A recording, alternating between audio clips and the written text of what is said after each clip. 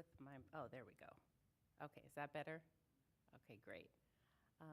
So we are now on the record in the appeal of Star of India LLC.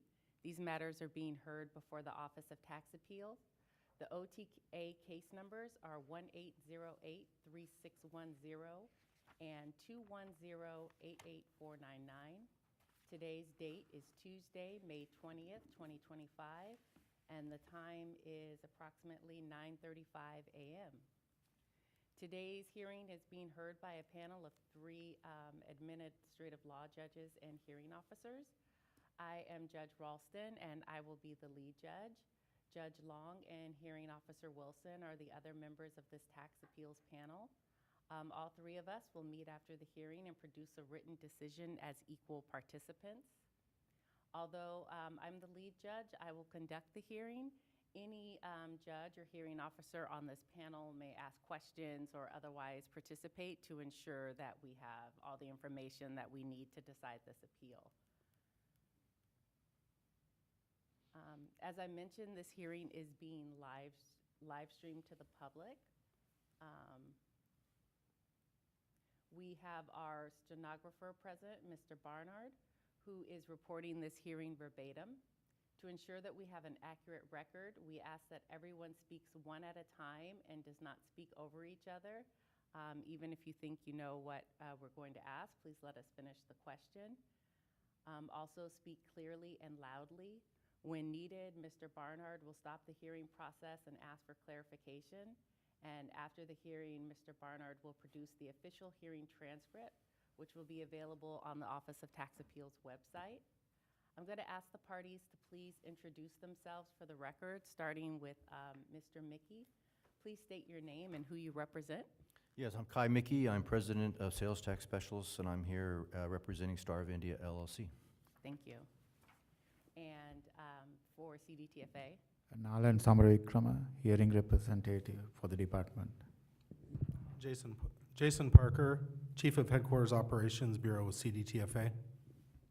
Stephen Smith, Attorney, CDTFA. Okay, thank you. So we held the pre-hearing conference in this matter on April 8th, 2025. The respondent, CDTFA, has submitted Exhibits A through X. An appellant indicated at the pre-hearing conference that they had no objection to respondents' Exhibits A through X. Mr. Mickey, is that still the case? Yes. Okay, thank you. So respondents' Exhibits A through X are admitted without objection. And the appellant has previously submitted Exhibits 1 through 4, and respondent had no objection to appellant's Exhibits 1 through 4. Is that still correct? Yes, Judge. Thank you. So appellant's Exhibits 1 through 4 are admitted without objection. Neither party intends to call any witnesses. As far as the time estimates, Mr. Mickey has requested 90 to 120 minutes to use for your opening presentation. The panel members may have questions for you after that. And CDTFA, Mr. Samara Wickrama, will go after that, and we'll have 45 minutes for your presentation. And then lastly, we'll go back to the appellant, and you will have 10 minutes for rebuttal. Does that sound like what we discussed at the pre-hearing conference for everyone? It does. I don't think it'll take me as long as I thought it would, but that is what we discussed, yes. Okay, great. Thank you. Judge, we are requesting 60 minutes. I'm sorry, what? 60 minutes. Oh, okay, 60 minutes? Yeah. Okay. So depending on how things go and how long things actually take, we may take a break in between that time. I will let you guys know. And the panel members, as I said, may have questions as we go along. So does anyone have any questions before we move on to our opening presentations? No. Okay, hearing none. Mr. Mickey, please begin when you're ready. All right, well, thank you very much. I'm not sure what is the best way to go about doing this, so I did it. I picked a way to do it. We have two audits here, as you're aware.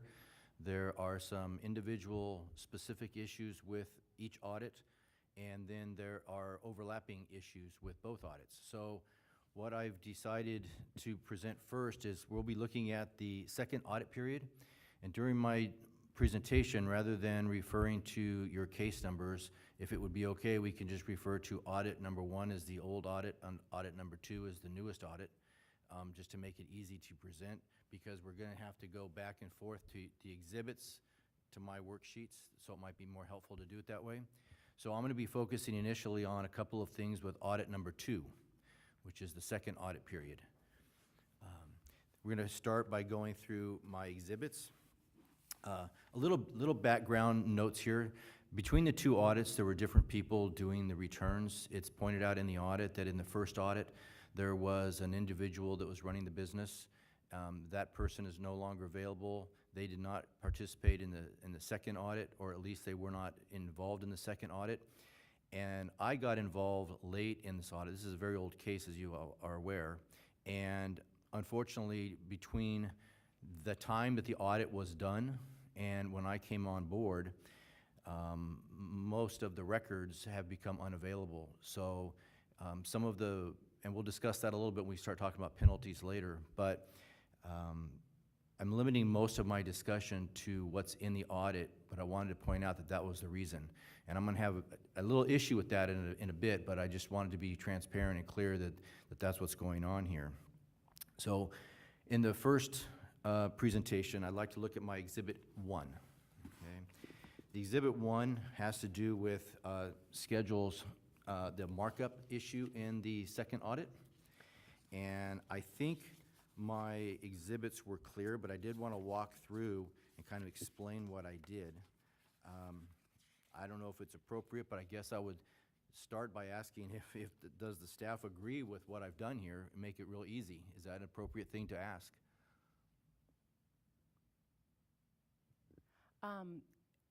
We'll just have you give your presentation. Yes. Okay.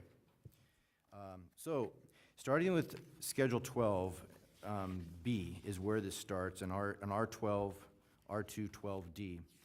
In the exhibits, your OTA exhibit file that you presented, that you put everything together on, the original working papers can be found on page 382 and 383 of that document. What I have provided you is a revised schedule showing adjustments to the markup area of the audit.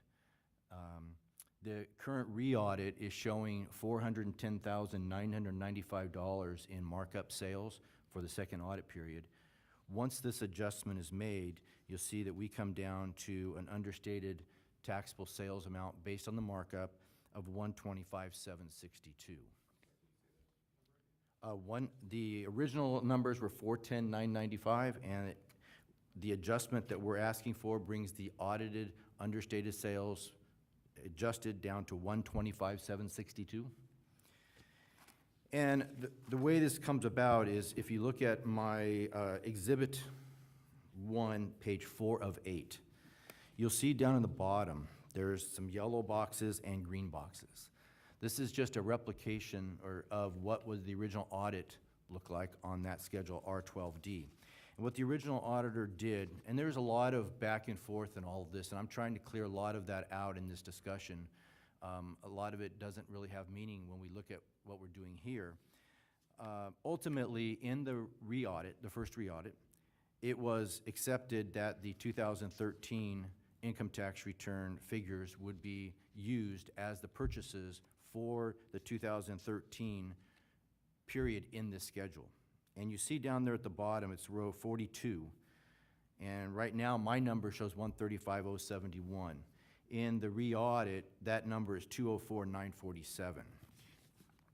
And if you look at the next page, page 5 of 8, you see this is a schedule that the department auditors did not have, didn't even ask for, or they did ask for, they didn't get it. I don't know what happened, I wasn't involved in that, but they did not have that, and so they were using the 204,947 as the purchases subject to the markup calculations.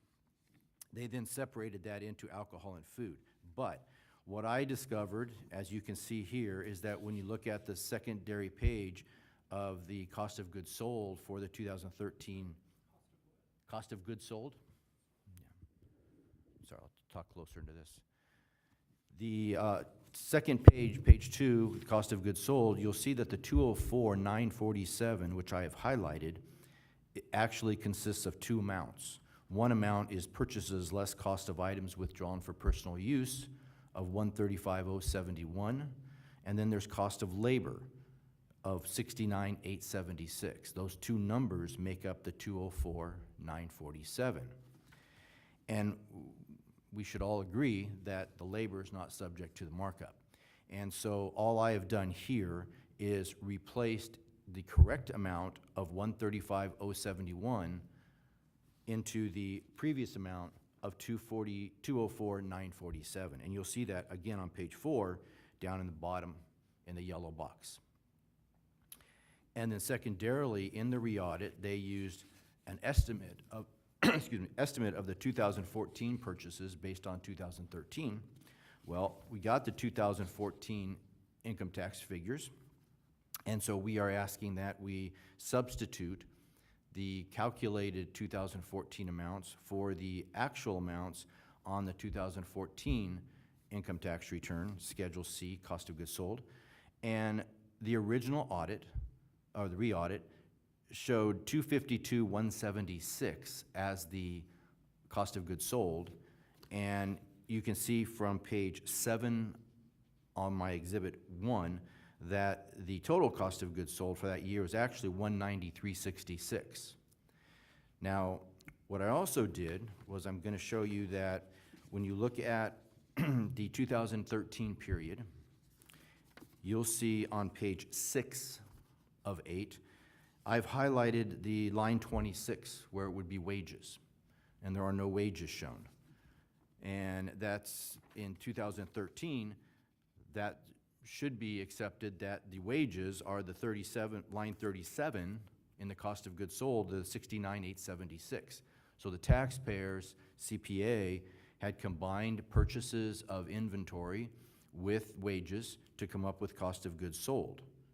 And in 2013, they separately stated those two amounts in the cost of goods sold. And that's how we get the 135,071 that replaces the original re-audit figure on Schedule 12D. Now, keeping in line with that same analysis, if we look at 2014, page 8 of my exhibit, I again have highlighted the wages line, and you'll see there's no wages. And so what I did in 2014 is looked at and considered the 190,366 total cost of goods sold as being inclusive of purchases and the labor.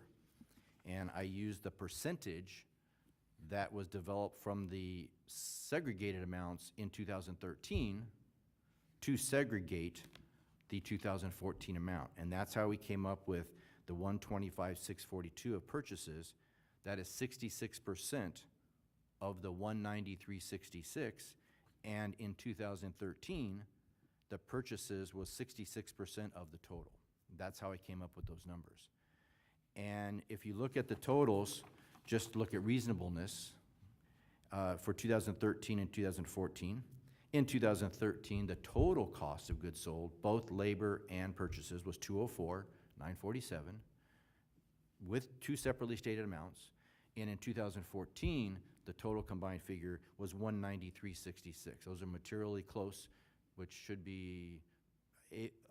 make it able to accept that they're the same kind of number in different years. And so when you separate the one number into two in 2014, you get very reasonable numbers that are close to 2013.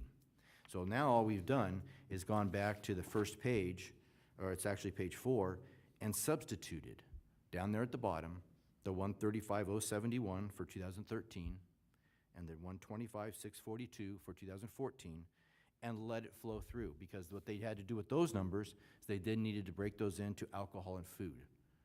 And so the exhibit, if you go to page 3 of 8, and you see the green boxes, well, the green boxes are just allowing you to reference where those numbers are coming from. And this is simply taking the formulas that are in the existing re-audit working papers and letting them do their job, and we come up with a new revised percentage of error simply by replacing the incorrect cost of goods sold and estimated cost of goods sold with the new verified amounts from the income tax return.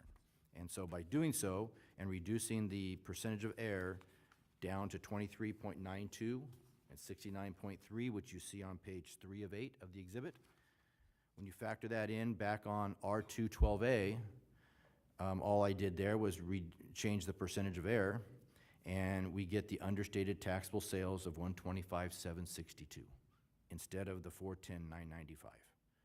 So our adjustment, by correcting the cost of goods sold for the same figures that were being used and accepted in the audit, we've just corrected them, results in the measure of understated taxable sales based on the markup being reduced by $285,233.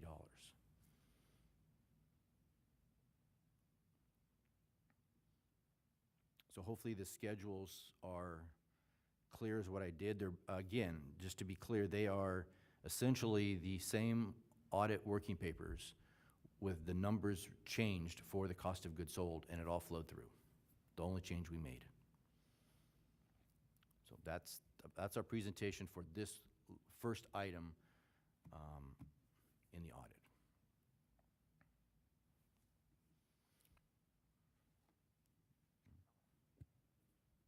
Okay, thank you. Yeah, you can keep going. Okay. Yeah.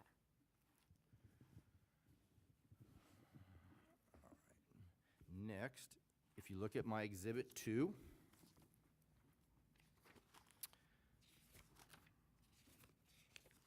all right, so this one's going to be a little bit more confusing to show, a little more confusing for me to show you.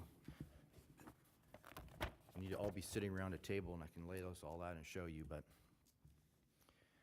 So this is an area where the difference between recorded and reported, I'm asking for this adjustment because inside this number, there are basically two types of transactions. One of these transactions is more coupons, and one of them, the other is other basic clerical differences. And at the end of this journey here, this category of difference between recorded and reported should only be $37,590. Okay, $37,590, because there is $167,565 in coupons that the auditor treats as being recorded in this figure. And when I say auditor treats them as being recorded, here's the explanation for that. Throughout this audit and even the first audit, these coupons, which we'll talk about in a bit, have a monetary value to them. And the auditors took the approach in this case that the monetary value of the recorded amount of coupons based on volume times the selling price was a recorded sales amount, and that is wrong. And I think when you dig into the working papers, and I think the department will see the same thing, is they recorded the number of coupons, but it's very clear that within the sales, they did not record any sale amount related to these coupons, just the volume of coupons. And so when the auditor looked at this, and you will need to look at Schedule R212F, which I think I gave you.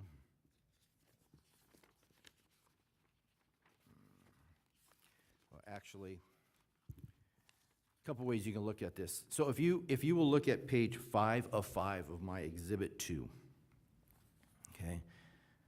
This is Schedule 12H2B, and this is a recorded breakfast coupon food sales per sales journals. That is a slightly misrepresentative title. It would be more properly stated as the recorded breakfast coupon food volume of redeemed coupons per the sales journal. And Yeah, I don't know exactly what I just said there, but yeah, it's recorded breakfast coupons redeemed in volume is what that really should be. There were no food sales recorded for these coupons in the sales journal.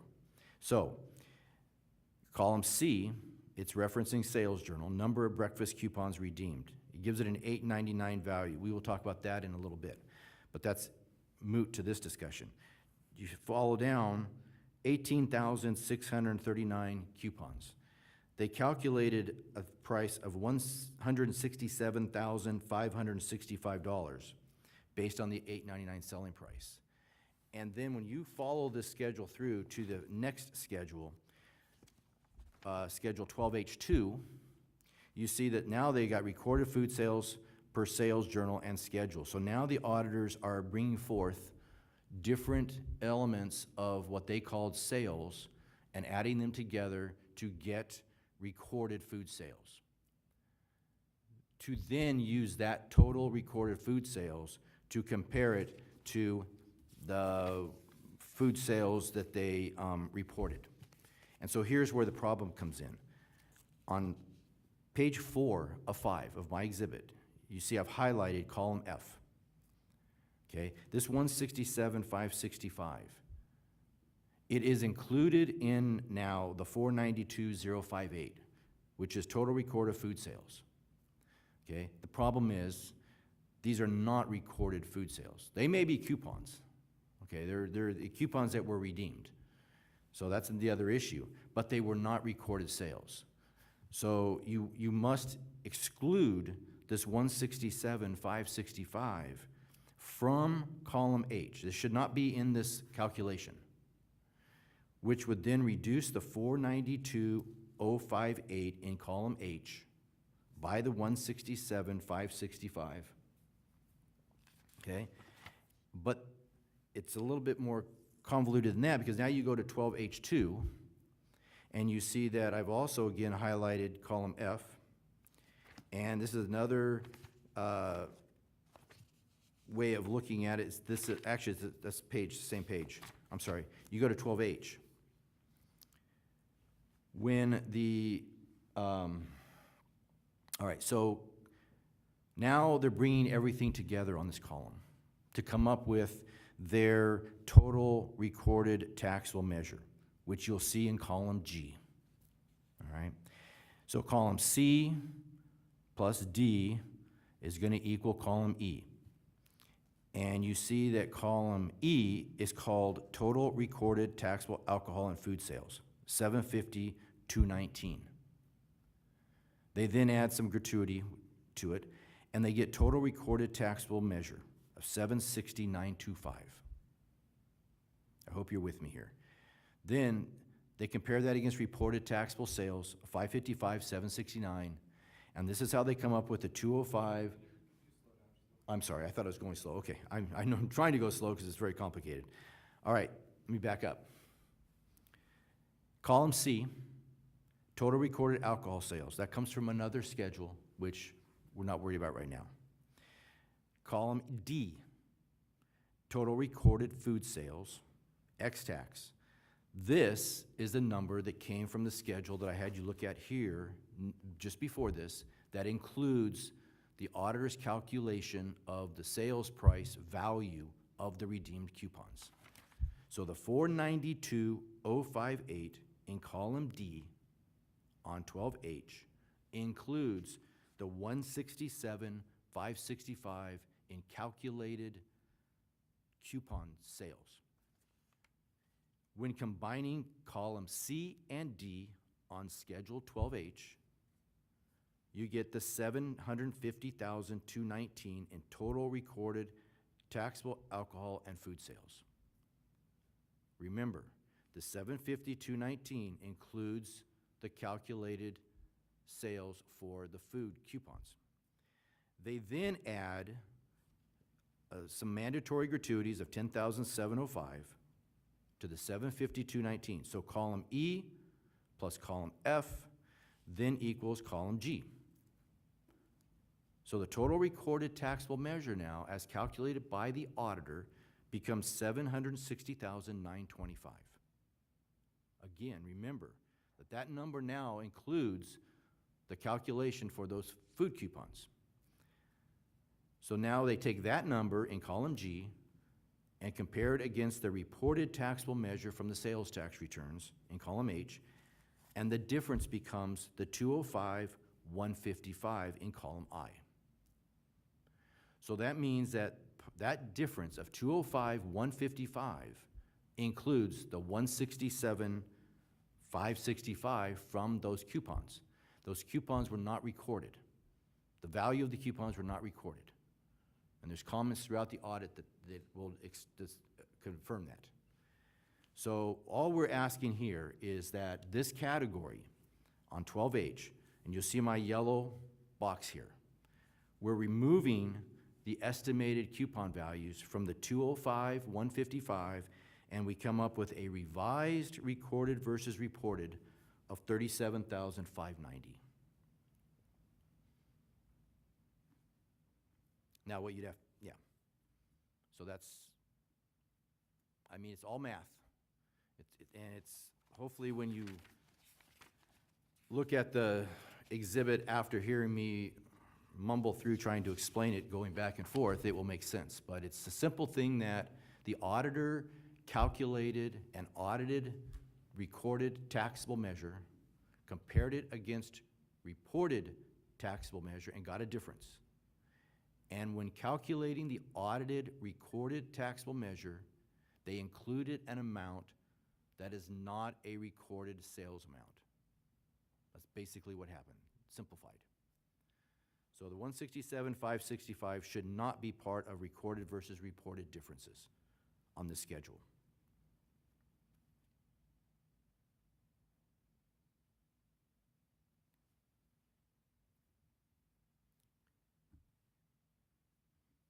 I guess if you have questions, you'll ask me questions on this after we're done with all of them. What if I don't remember what I said? I'm just kidding. All right. That's my presentation on this one. Okay, yeah, we're taking notes, Okay. and, yeah, we'll ask questions All right. if we need to. Thanks. Okay. Okay, so now we're gonna move on to Exhibit 3.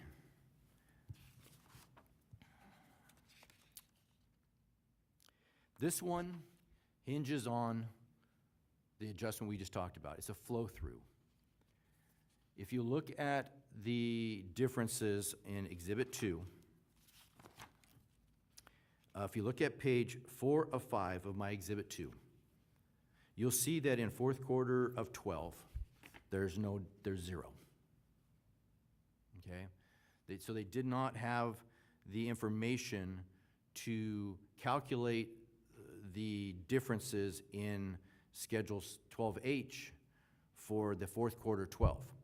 So they calculated from first quarter 13 forward. They then needed to calculate an average to plug into the fourth quarter of 2012.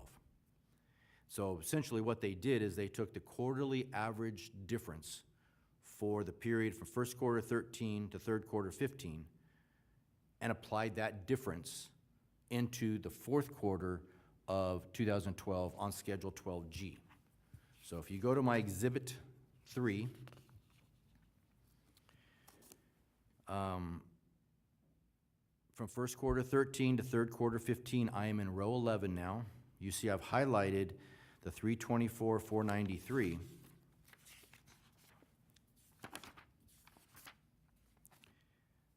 Okay, and then if you scroll over, the best way I can describe this is see the difference in column J of 37,591. That's the new difference that I gave you in the other exhibit. So the original difference was 205,155. They got an average based on that in the original re-audit. We've now corrected that number down to being 37,590, rounded to 591, which means that the quarterly average is 3,417. So when you look at Schedule 12G, it did show $18,651 as the plugged calculated estimated difference for that period. It should now be 3,417 after making the adjustment we just talked about in the other schedules. So really, 12H and 12G are addressing the same issue. 12H was done for the period where they had all of the records. 12G was a straggling early period that they did not have the records for, so they did an average based on 12H. So since we corrected 12H, we now need to correct 12G's average as well, and that's the 3417 instead of 18651.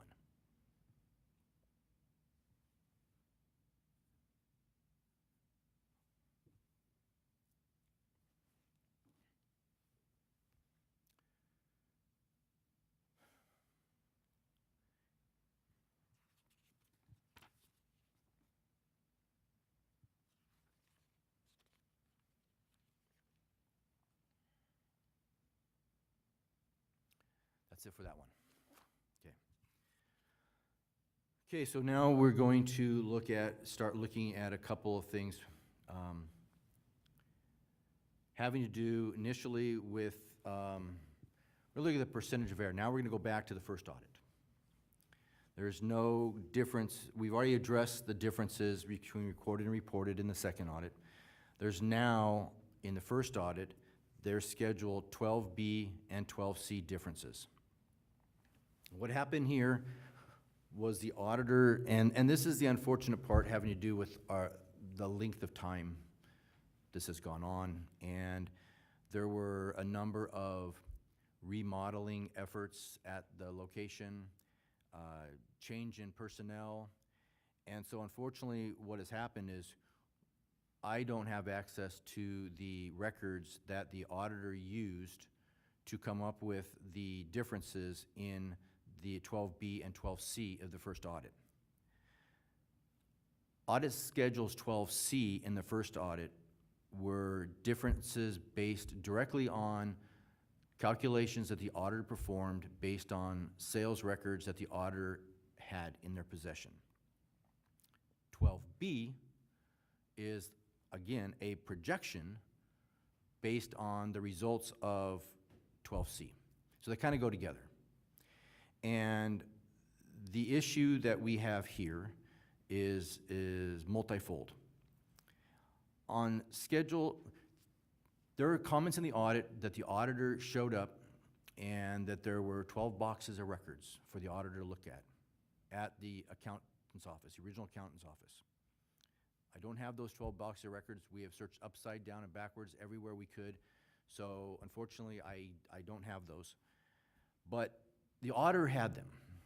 And those 12 boxes of records, there's also other comments that talk about it had the sales journals in it, had daily receipts, what they call the dailies, and then the monthlies.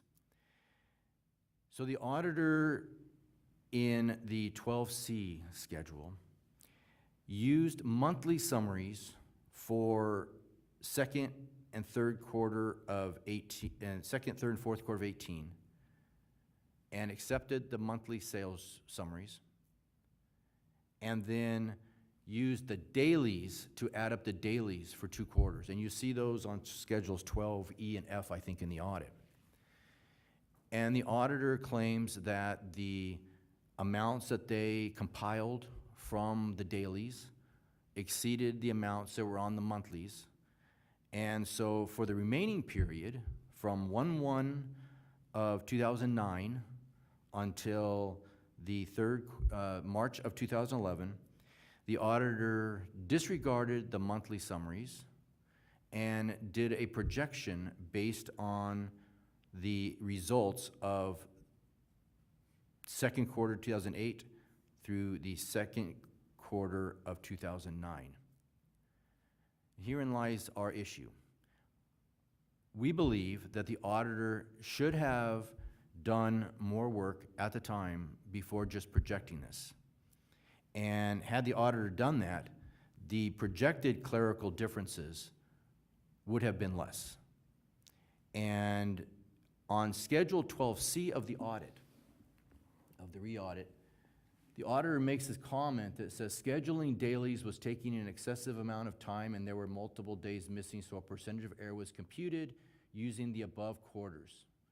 So I fully understand that the auditors have the right to, you know, basically do whatever they want, disregard records and so on. But at the same time, there should be some accountability held towards the audit staff to recognize that when there are issues that they are finding, that they should be able and willing to do enough work to reasonably support what they are doing, and not just throw their hands up and say, this is taking too much time.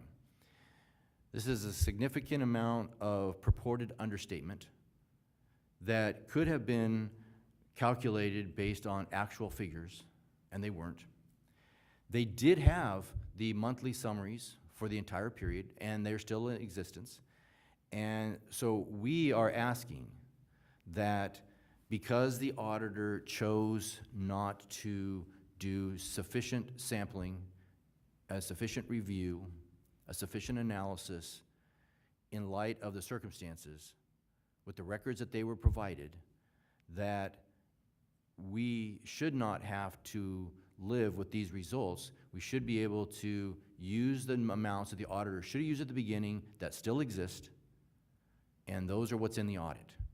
The auditor does not have, secondarily, the auditor does not have more than, I think, a few days worth of these dailies that the auditor used. There are some in the exhibits from the DNRs. But for the most part, they don't exist either. And so we're just asking that we base the reconciliation on the monthly summaries that are available instead of these daily summaries. And at least it be based on recorded amounts that we know.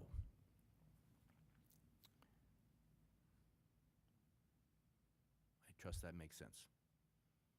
Okay.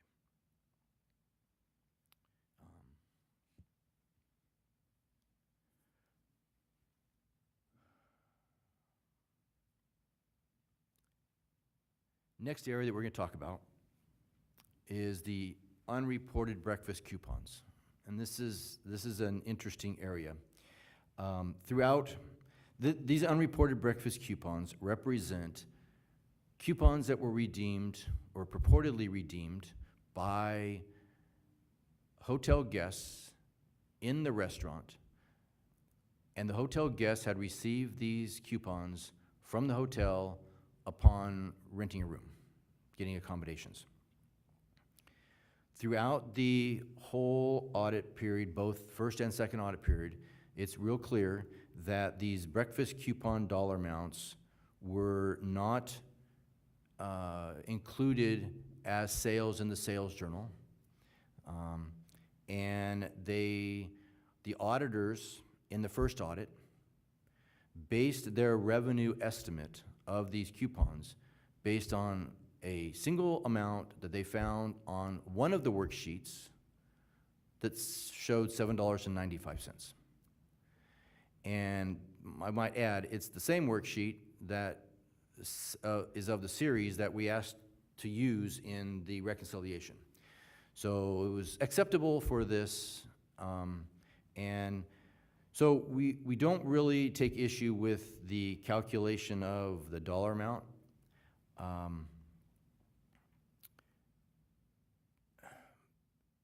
In the first audit, this kind of, I'm hedging whether I should just address the first audit and then the second audit, but they kind of go together. The second audit has the same thing, unreported breakfast coupons. And this is, right now, there's 658,428. I'm going fast again, I'm sorry, yeah. On Schedule R212F of the second audit, there is an unrecorded breakfast coupons and banquet sales based on average from prior audit. And the total is now sitting at 658,428. When analyzing the worksheets, you will see that in that number, there's actually $475,605 worth of calculated coupon values, okay, in that number. So between the first audit, which has $582,215 in these coupons at a calculated dollar amount based on the auditor's calculations, and then there's $475,000 $1,605 in the second audit. So we're right around $1 million worth of these coupons between the first and the second audit period. In the second audit period, the auditors took a position, two positions. Number one, they would not rely upon the recorded amount of coupons that were redeemed. There is a schedule in the audit.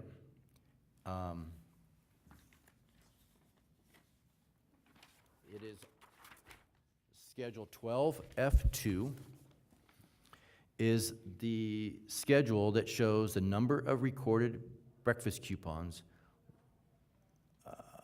for the second audit period.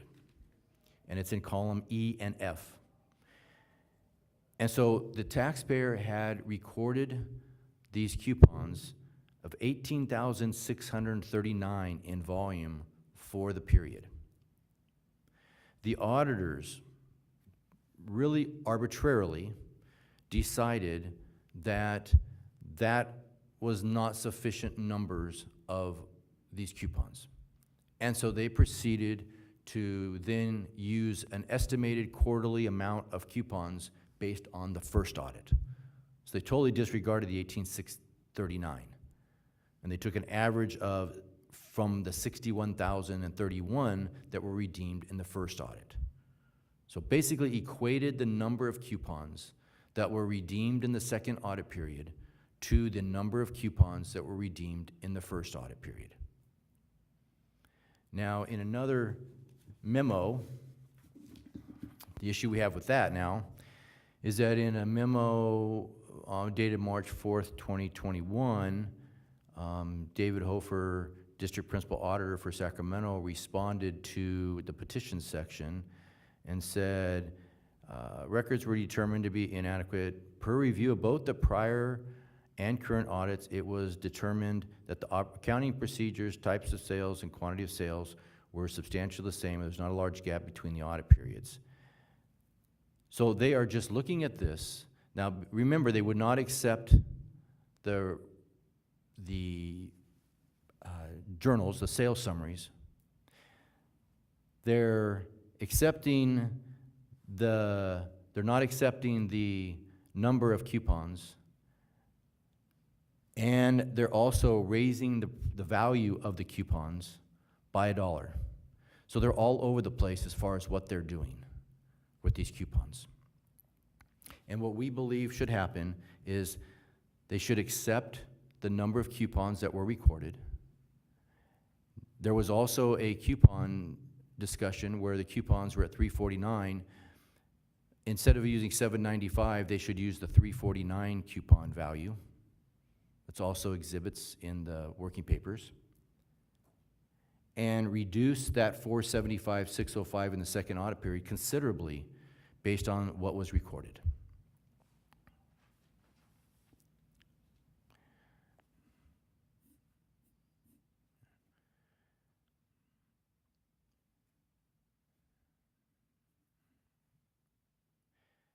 Now, secondarily on the coupons, this is something that was really missed all the way along the road.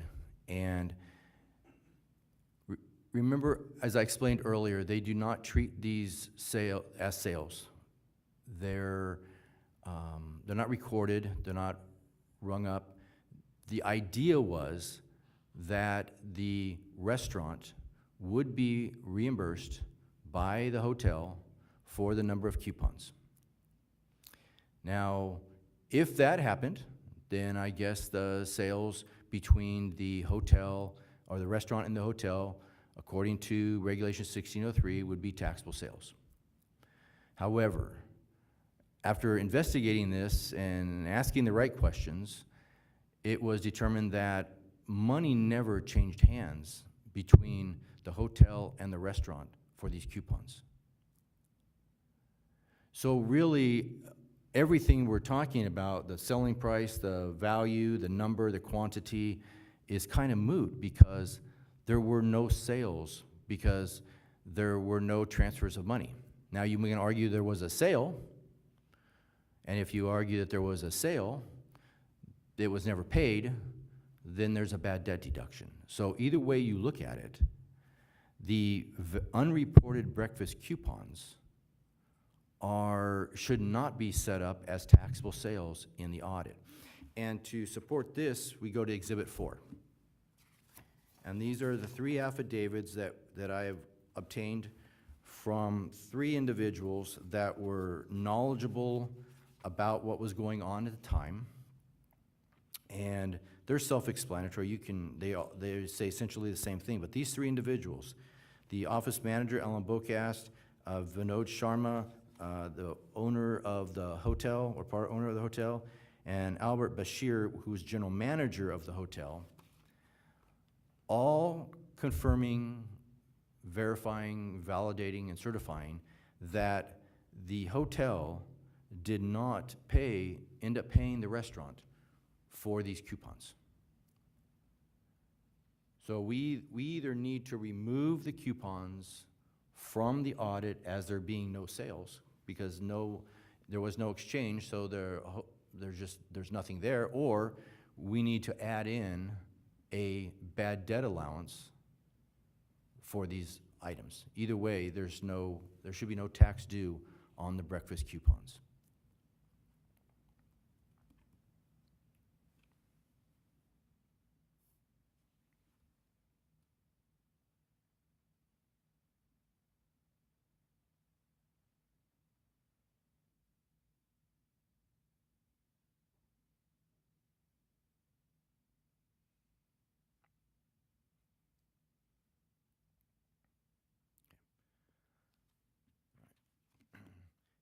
So that will address the specific issues that we have in the audit. There are a few other items in the audit, but due to materiality, I'm not addressing them today. And so now I want to move on to talking about the penalties. There are 3 penalties. We have negligence penalty on the first audit. We have a negligence penalty on the second audit, and a finality penalty on the second audit. For the finality penalty, which we touched on at the pre-hearing conference, due to the age and the time lapsed, I believe that we'd like to ask that the OTA, that you consider the information that has already been provided in, it's in O.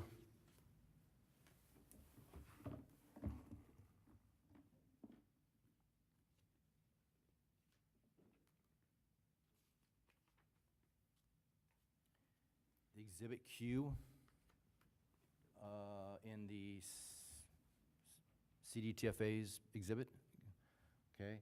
We would just ask that you consider that. The information is already there. There's nothing more that I can add.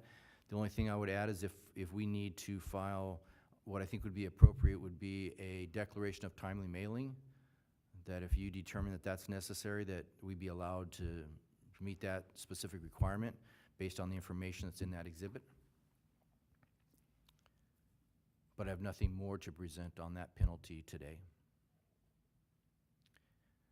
On the negligence penalty with the first audit, I would like to address the fact that it was the taxpayer's first audit.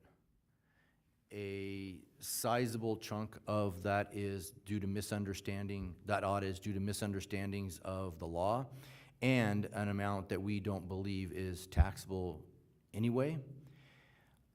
The taxpayer did have books and records at that time. They presented a large volume of records to the auditor. I know that it talks later about, this wasn't provided, but they had 12 boxes at least of records. There were significant items that were presented later that were ignored by audit staff in various different intervals. Those are things that don't really apply to any of the issues that we have with the numbers now, but they had records. They made a diligent effort to report correctly, and it is generally the CDTFA's policy to have some leniency on taxpayers when it's their first audit. So we would ask that that be considered and taken in its totality, and that the penalty in the first audit be removed.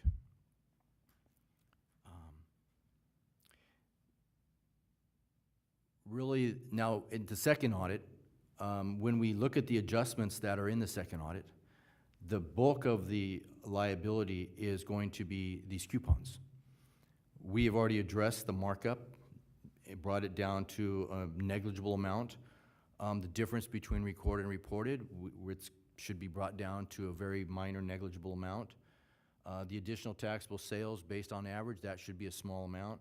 And the unrecorded amounts of 658, 428, that is substantially these coupons, which are still an issue and really not subject to tax in the first place. So based on that, even though this was a repeat audit, and they had similar errors, as pointed out in the audit working papers, the errors are still reasonable and not due to negligence. They had records in that audit. The records were accepted in that audit. No issues with the minor exception of the markup, which ended up being, again, almost eliminated. And so we don't believe the negligence should apply in that audit either. And we'd ask that it be removed based on that. That will conclude my presentation right now. Okay, thank you for your presentation. I did have a question for you. When you were talking about the recorded versus recorded, recorded versus reported value of the coupons, and you had mentioned, I think you said that the value of the coupons was not recorded and that there was evidence in the record to support that. Can you explain a little bit more about that and maybe point out what that evidence is? Well, there are comments that clarify that the way the coupons were handled, and you can see it on the first audit. If you look at the sales summaries, let me see where they're at in here. So if you go to Exhibit C in the first audit, you'll see that there are the monthly summaries. And on the monthly summary, there is a column called breakfast coupon. And those are the numbers of coupons that were redeemed. But there's also comments and auditors' verification, talking with the taxpayer, that the value of the coupons, I mean, I wish it was, the value of the coupons is not recorded in the sales. Just the volume of coupons are recorded in the sales. So then what they were supposed to be doing is they're going to take these coupons, multiply it by the amount of the value, and the hotel was going to reimburse the restaurant. And nobody realized it was not taxable. And that's why the restaurant calculated the number, and the auditor explains that they put them in there and took them as a deduction. And that's the best that we have. Okay, thank you. Now I'm going to check in with my co-panelist. Judge Long, did you have any questions?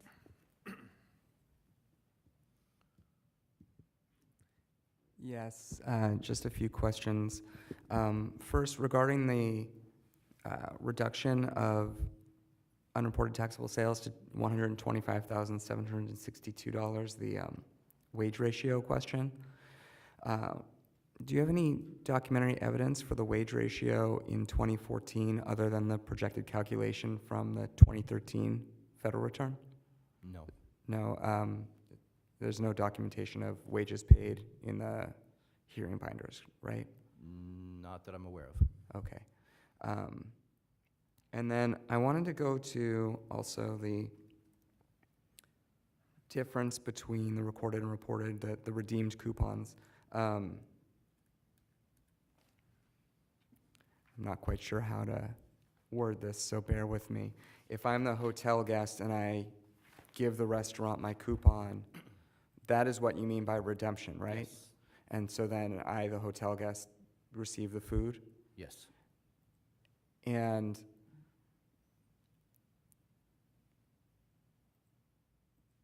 can you explain to me how that is not a sale? Oh, I'm not saying it wasn't a sale.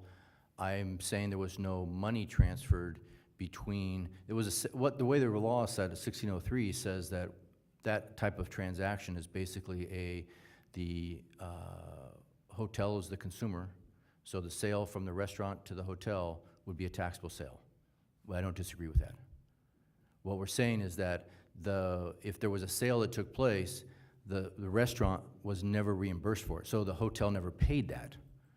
So if there is no money exchange, I get you still have a sale perhaps, but no consideration has ever changed, so worse, you'd have a bad debt deduction. Okay, and then with respect to the affidavits and just regard to how much weight we should apply to them, is there a relationship between Mr. Sharma, the owner of India Star, and Mr. Sharma, the owner of the hotel?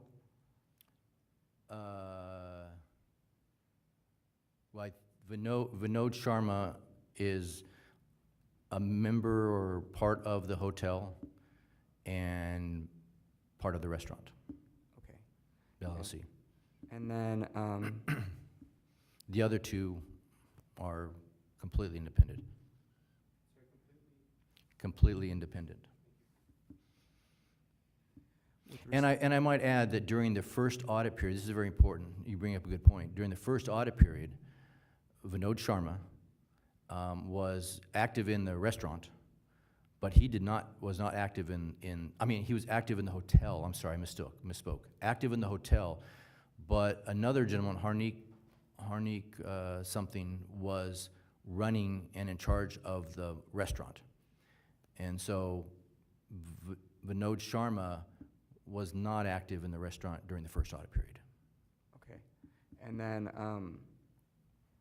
I just want to make sure that I'm clear regarding the later, the newer audit with respect to the breakfast coupons. Obviously, you argued that the measure of tax should be reduced on the older audit for the breakfast coupons. Is your position that the second audit's unreported breakfast coupons should be reduced to zero, or to how much? Well, we believe they should be reduced, there's two arguments. They should be reduced to zero because there was no money exchanged for any of this. But the second audit period, there's two reasons why the breakfast coupon should be reduced. It should be reduced because the volume of redeemed coupons should be reduced down to what was recorded, and the value, if you will, of the coupons should be the $3.49, which was used during that period as evidenced by a sample of the coupons that were provided, and not the $9 that was used by the auditor. Or secondarily, there's no basis for using $9 in that audit period if they're going to base it on the first audit period, which was $7.95. So yes, they should either be reduced for those two reasons or eliminated entirely for the other reason. Okay, and then I just have one last question regarding, obviously, bad debt deductions come with their own set of rules. Were bad debts deducted on appellant's federal income tax return? I don't know that.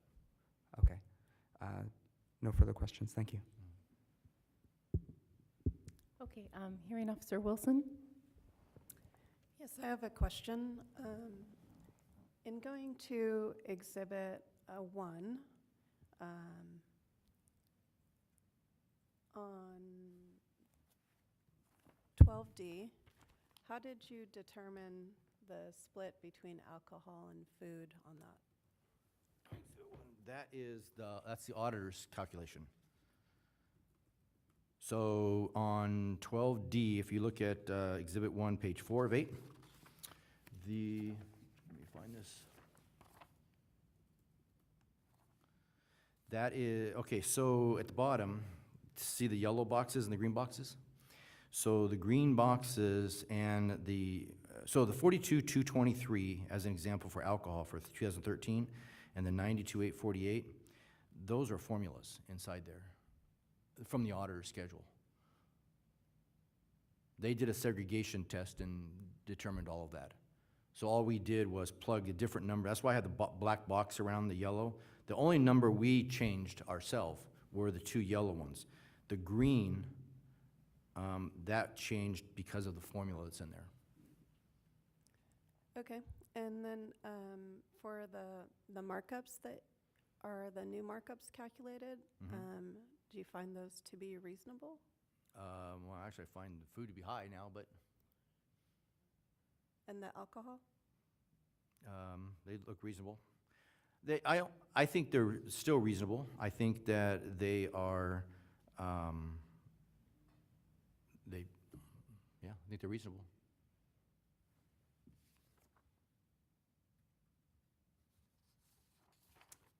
Okay, so the next schedule, I take that back. I don't think either one of I don't think the food is high, actually, for the type of food. I think that's reasonable. It's in the range.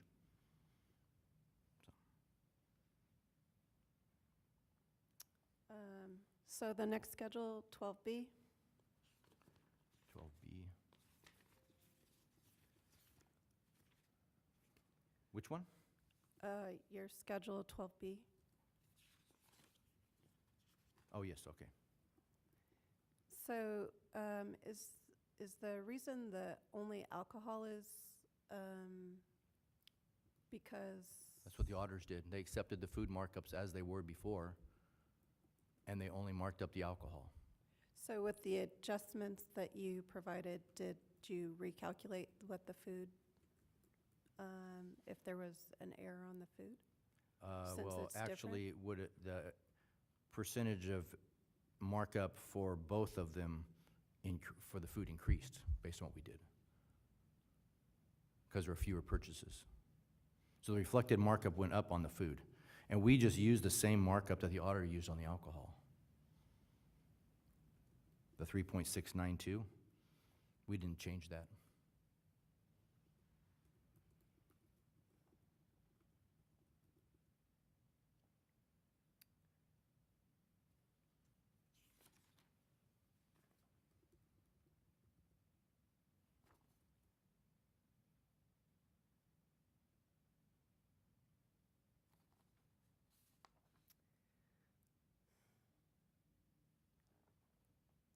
I might have some questions later.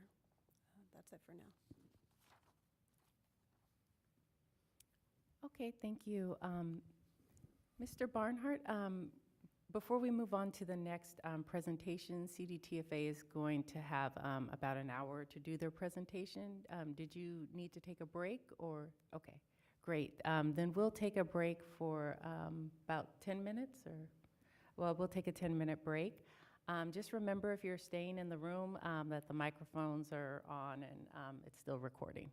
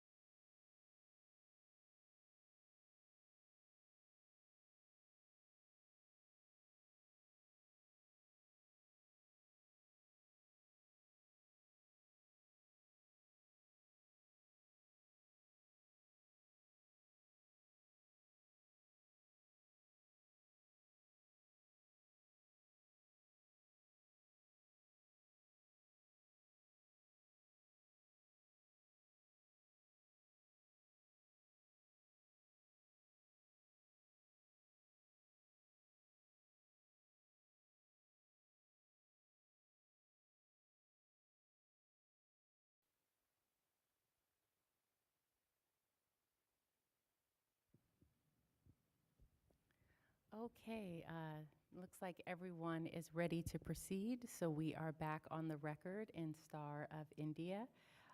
Mr. Samarwik Rema, you have 60 minutes, and please begin when you're ready. Thank you, Judge.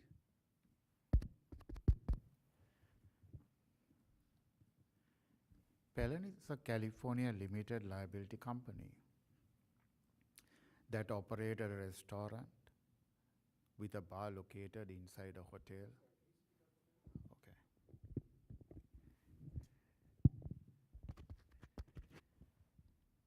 Phelan is a California limited liability company that operates a restaurant with a bar located inside a hotel in Chico, California. The hotel was operated by a separate corporation.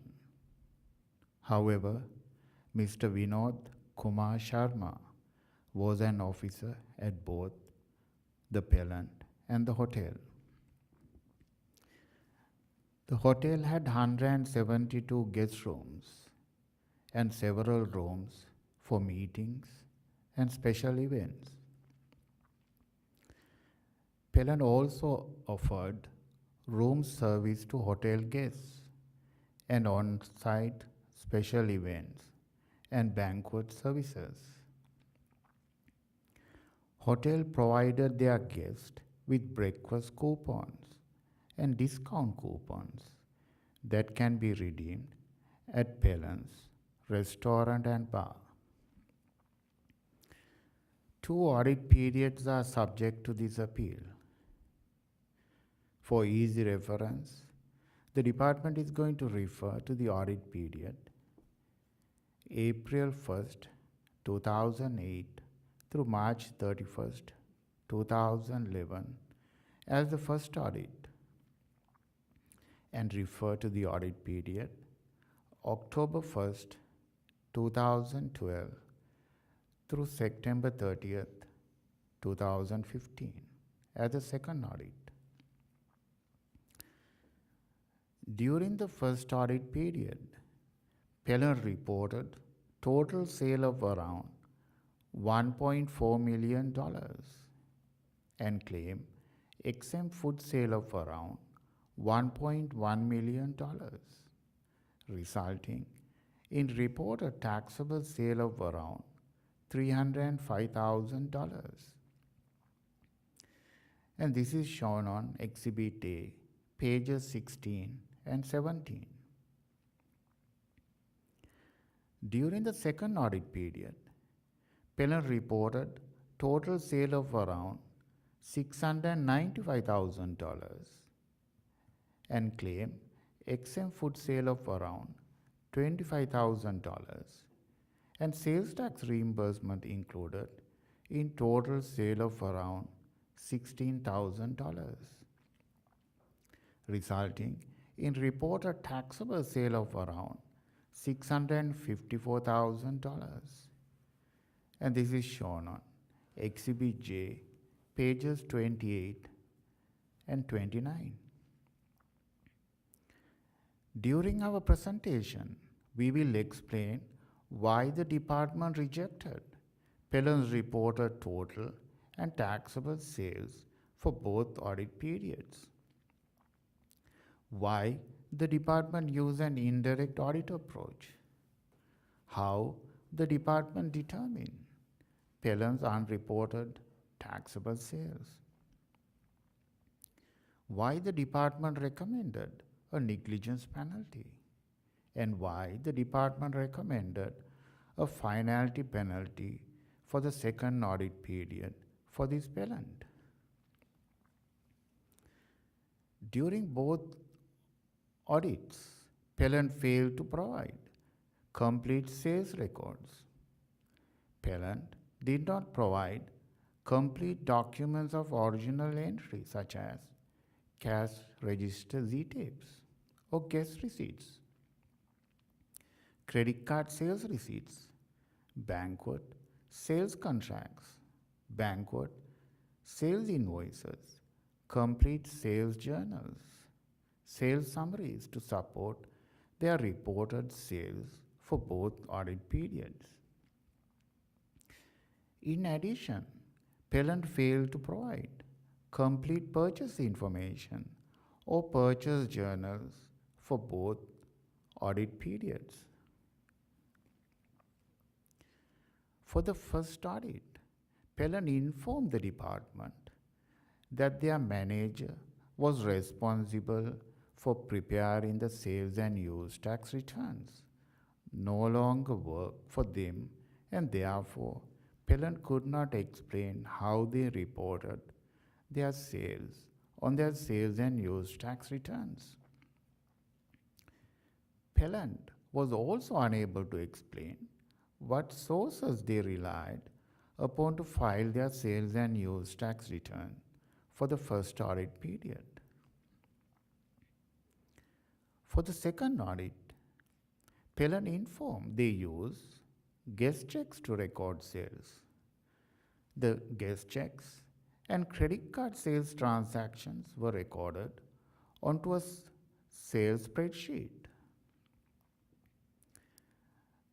Then the sales from the sales spreadsheets were recorded onto a monthly sales journal. And these sales journals are on Exhibit N.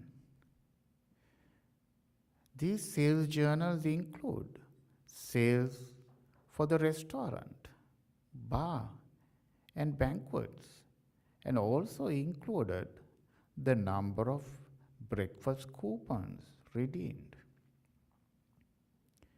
In addition, these sales journals segregated sales by method of payment, such as cash, credit cards, or room charge, and these are shown on Exhibit N and Exhibit O. Pellant indicated that these sales journals were used to prepare their sales and use tax return for the second audit period. However, Pellant failed to provide source documents to verify the completeness of sales reflected on these sales journals. Therefore, the department did not accept Pellant's reported taxable sales for both audit periods due to lack of reliable records. The department also determined that Pellant did not provide complete records that could be verified their reported taxable sales for both audit periods. The department completed 5 verification methods to evaluate the accuracy of Pellant's reported taxable sales. First, the department analyzed Pellant's reported sales for both audit periods, and these are shown on Exhibit X, pages 2 through 5. The department noted average daily reported taxable sale of $399, ranging from as low as $111 to as high as $1,072. Based on the business capacity, location of the business, customer base, and the number of days open for business, the department viewed this as a very low daily taxable sales for this business. For comparison, Pellant's average taxable daily sales based on audited taxable sales for both audits were $1,900. Second, the department analyzed Pellant's profit and loss statement for periods April 2008 through June 2009 and January 2013 through December 2014 and compare the sales reflected on profit and loss statement of around $1.6 million with Pellant's reported total sales for the same period. The department calculated an overall difference of around $563,000. And the information required to calculate these differences are shown on Exhibit A, page 16, Exhibit B, page 45, Exhibit J, page 28, and Exhibit M. Third, the department reviewed Pelland provided federal income tax return schedules for years 2012 and 2013 and compared the sales reflected on federal income tax return of around $629,000 with Pelland's reported total sales for the same period. The department calculated an overall difference of around $198,000, and this calculation is on Exhibit X, page 13. The department also analyzed cost of goods sold amounts and other expense items reflected on Pelland provided federal income tax return schedules for years 2012 and 2013. The department noted unexplained variances on cost of goods sold, wage expenses, rent expenses, insurance expenses, and utilities. Utilities. Yeah. It's okay. Utilities. Utility, yeah.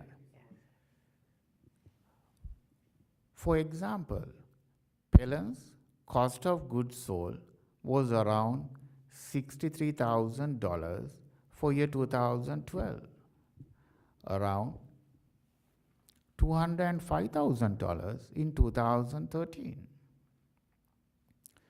Rent expenses were around $4,400 for year 2012 and around $67,000 in 2013.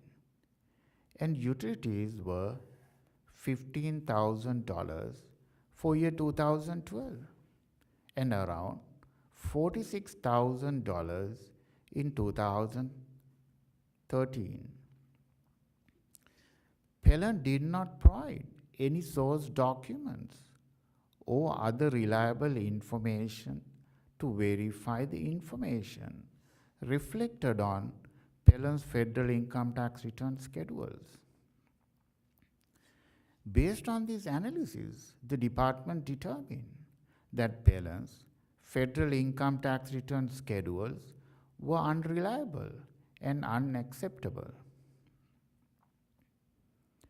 Fourth, for the second audit, the department compared reported total sale of around $431,000 with a cost of goods sold of around $260,000 reflected on Pelland's federal income tax return schedules and calculated an overall reported book markup of around 61%. And this calculation is on Exhibit X, page 13. Based on the items sold, menu prices, customer base, services provided, and the location of the business, the department expected to see a higher book markup than the reported book markup for this business for this period. Fifth, the department spot tested Pelland's daily sales worksheets for fourth quarter 2008, first quarter 2009, and second quarter 2009, and noted total sale of around $353,000. But Pelland only reported $86,000. And these calculations are on Exhibit B, page 17, and pages 33 through 42. Pelland did not report more than 75% of their recorded sales on daily sales worksheets for this period.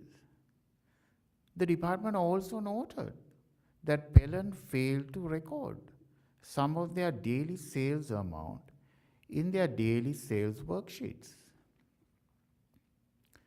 Pelon was unable to explain reasons for low average daily reported taxable sales, sales differences in profit and loss statements, federal income tax returns, daily sales worksheets, and low reported markups. Therefore, the department conducted further investigation by analyzing Pelon's daily sales worksheets for fourth quarter 2008, first quarter 2009, and second quarter 2009, and monthly sales summaries for second quarter 2008 through second quarter 2009 for the first audit period. The department used the information from the first audit period, available sales journals for first quarter 2013 through third quarter 2015, available guest checks for September 2015, and available purchase invoices for third quarter 2015 for the second audit period. For the first audit, the department noted that guests of the hotel received coupon for breakfast in Pelon's restaurant. For each coupon redeemed at the restaurant, the hotel paid Pelon $7.95, excluding sales tax reimbursement. And this is shown on Exhibit C, page 40. Using the 30 monthly sales summaries, the department noted that Pelon had accepted around 61,000 breakfast coupons, a monthly average of around 2,000 coupons. The department used the recorded breakfast coupon for 30 months, average monthly coupons, and the price per a coupon to determine audited taxable breakfast sales of around $582,000 for the first audit period. And these calculations are shown on Exhibit B, pages 23 and 24.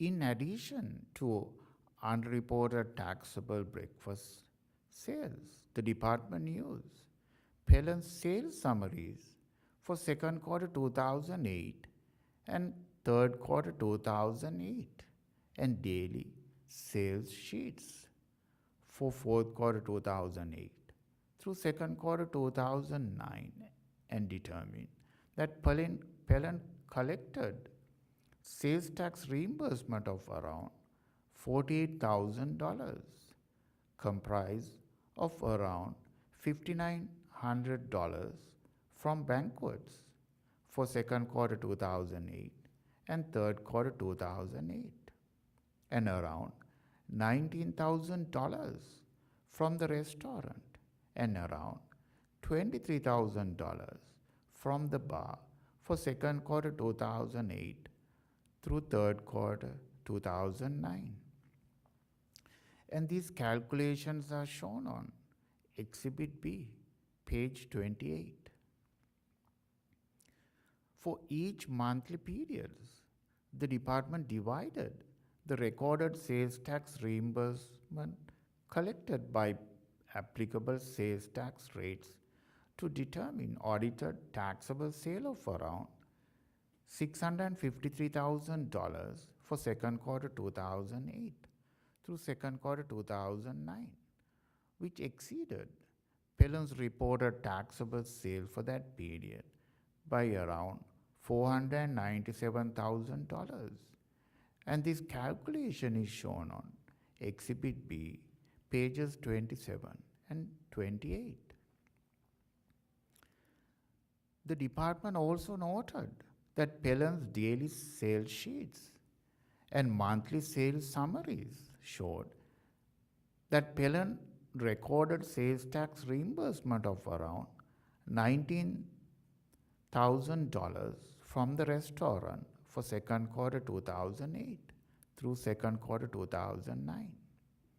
And this is shown on Exhibit B, page 29.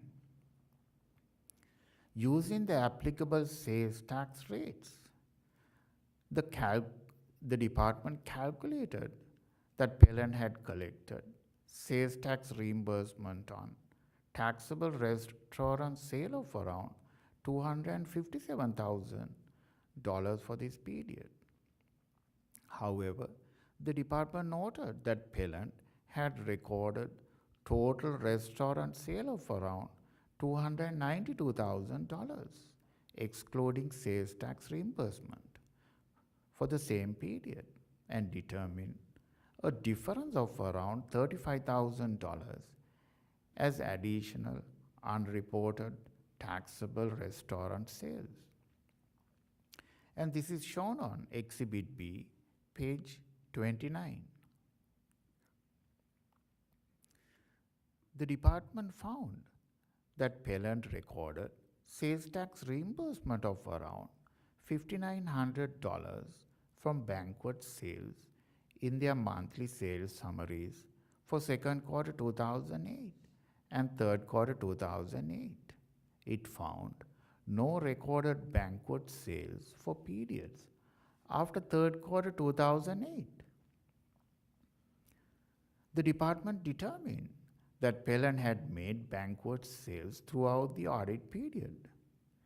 Based on Pellen's recorded sales tax reimbursement for banquet sales for second quarter 2008 and third quarter 2008, the department determined average taxable banquet sale of around $41,000 per quarter and used this quarterly average to determine unrecorded taxable banquet sale of around $122,000 for 3 quarters from fourth quarter 2008 to second quarter 2009.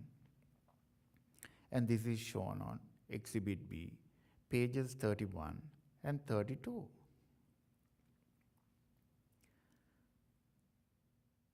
The department found Pellen did not record total daily sale amounts for 7 days for restaurant and 11 days for bar for fourth quarter 2008, and total daily sales amount for 6 days for restaurant and 3 days for bar for second quarter 2009.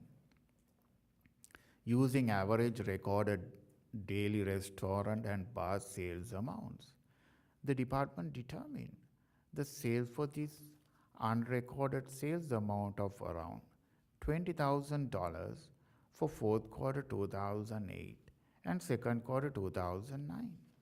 And these calculations are shown on Exhibit B, pages 35 through 41.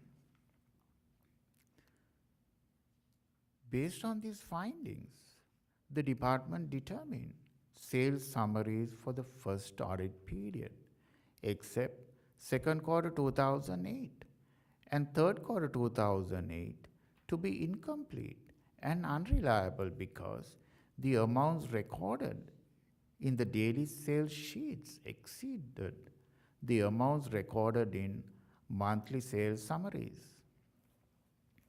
As explained earlier, the department used the monthly sales summaries and the daily sales sheets to determine audited taxable sales, excluding audited taxable breakfast sales for second quarter 2008 through second quarter 2009.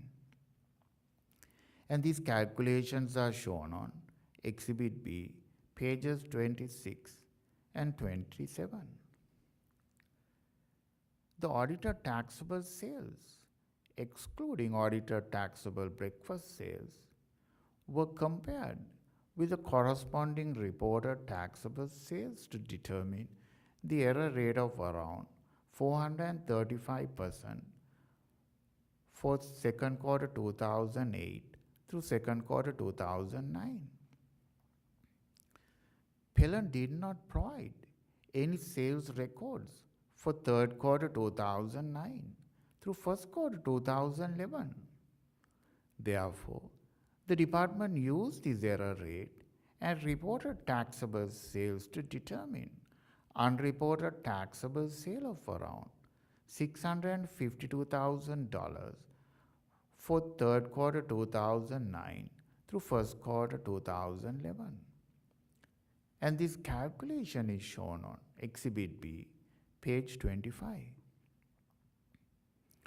In total, the department determined unreported taxable sale of around $1.9 million for the first audit period. And this calculation is shown on Exhibit B, page 14. The department then compared the total underreported taxable sales with the reported taxable sale of around $306,000 to calculate the error rate of around 624% for the first audit period. Pellan also did not provide complete sales record for the second audit period. Therefore, the department conducted further investigation by analyzing Pellan's available records and the first audit information for the second audit period. The department analyzed the available guest checks for September 2015 and sales amounts recorded in Pellan's sales journals for first quarter 2013 through third quarter 2015. The department noted that the Pellans redeemed coupons are recorded in their sales journals, but sales amounts were not. Therefore, based on the available guest checks and sales journals, the department calculated sales made with coupons redeemed for first quarter 2013 through third quarter 2015, computing restaurant alcohol sale of around $16,000, bar alcohol sale of around $248,000, banquet alcohol sale of around $900, and coupon alcohol sale of around $13,000, resulting in total sale of alcohol beverage of around $278,000. And these calculations are on Exhibit J, pages 74 and 75. The department adjusted the alcohol beverage sales for sales tax reimbursement, determining alcohol beverage sales of around $258,000. Similarly, the department determined the food sales from each source, resulting in total food sale of around $492,000. And these calculations are on Exhibit J, pages 82 and 83. Pellan added a 18% mandatory gratuity charge to banquet sales and room services. Based on recorded mandatory gratuities from room services and total restaurant and bar tips reflected on Pellan's guest checks for September 2015, the department determined the mandatory gratuity charge for room service of around 14%. And this calculation is on Exhibit J, page 93. The department used the recorded food and alcohol banquet sales, and 18% mandatory gratuity rate to determine mandatory gratuities for food and alcohol banquet sales and other banquet fees. And this calculation is shown on Exhibit J, pages 90 and 91. The department then determined the mandatory gratuities of around $11,000 for first quarter 2013 through third quarter 2015. The department then combined taxable sale of around $258,000 for alcohol beverages, $492,000 for food, and $11,000 in mandatory gratuities and fees, and determined recorded taxable sale of around $761,000 for first quarter 2013 through third quarter 2015. The department then compared the recorded taxable sale of around $761,000 with reported taxable sale of around $556,000 and calculated unreported taxable sale of around $205,000 and an error rate of around 37% for first quarter 2013 through third quarter 2015. And these calculations are shown on Exhibit J, page 73. Pellant did not provide sales journals for fourth quarter 2012. In order to give a benefit to Pellant, the department determined unreported taxable sale of around $19,000 for this period based on average unreported taxable sales approach instead of error rate approach for fourth quarter 2012. And this is shown on Exhibit J, page 72.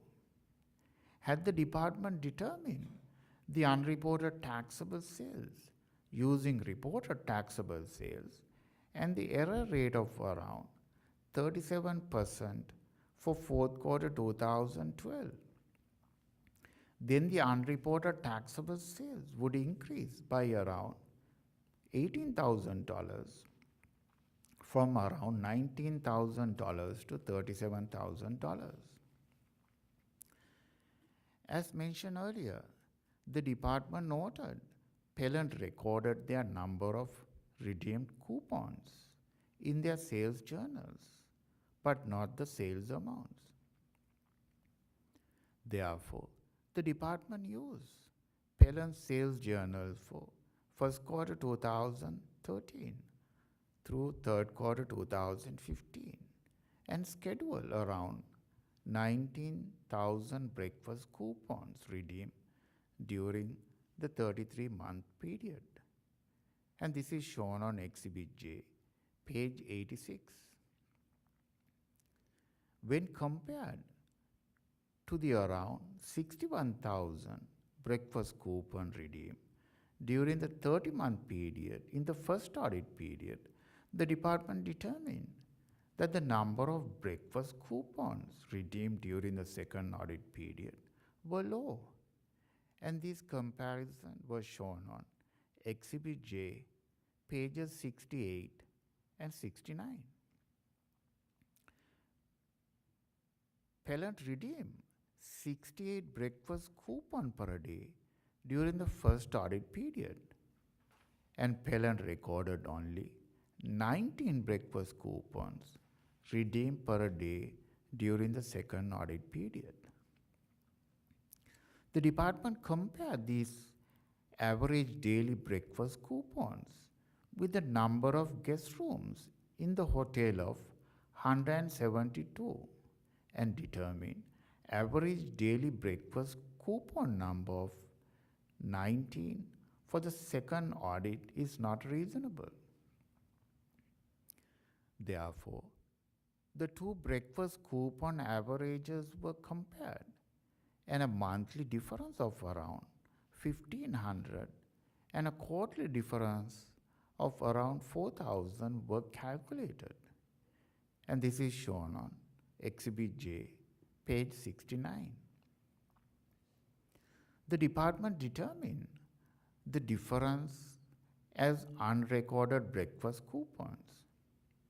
Pellant contends that the value of the breakfast coupon is only $3.49 and has provided sample coupons to support their contentions.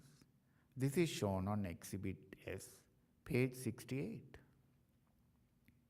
However, at the time of the audit field work for second audit, Pellant's manager indicated that the value of the coupons were $8.99, and also based on Pellant's own sales tax worksheets for second quarter 2008, it was determined Pellant was being reimbursed $7.95 by the hotel,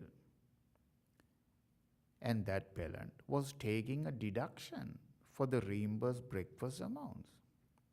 Therefore, the quarterly unrecorded breakfast coupons were multiplied by $8.99 value received from the hotel to determine unrecorded breakfast sale of $476,000 for the second audit period. And these calculations are shown on Exhibit J, page 64. Similarly, the department used the taxable banquet alcohol sale of around $900, banquet food sale of around $8,300, and service charge of around $1,900 recorded in the sales journals for first quarter 2013 through third quarter 2015, and divided them by 11 quarters to calculate the average quarterly taxable banquet sales, totaling $80 for alcohol, $750 for food, around $200 for taxable service charge. And these calculations are on Exhibit J, pages 67, 75, 76, 82, 83, 84, and 91. In the first audit, Pellant provided the sales journals for second quarter 2008 and third quarter 2008 with some detailed information on the banquet sales, which were divided by 2 quarters to calculate average quarterly taxable sale of around $2,000 for alcohol, around $12,000 for food, and around $29,000 for service charges, rentals, and other fees.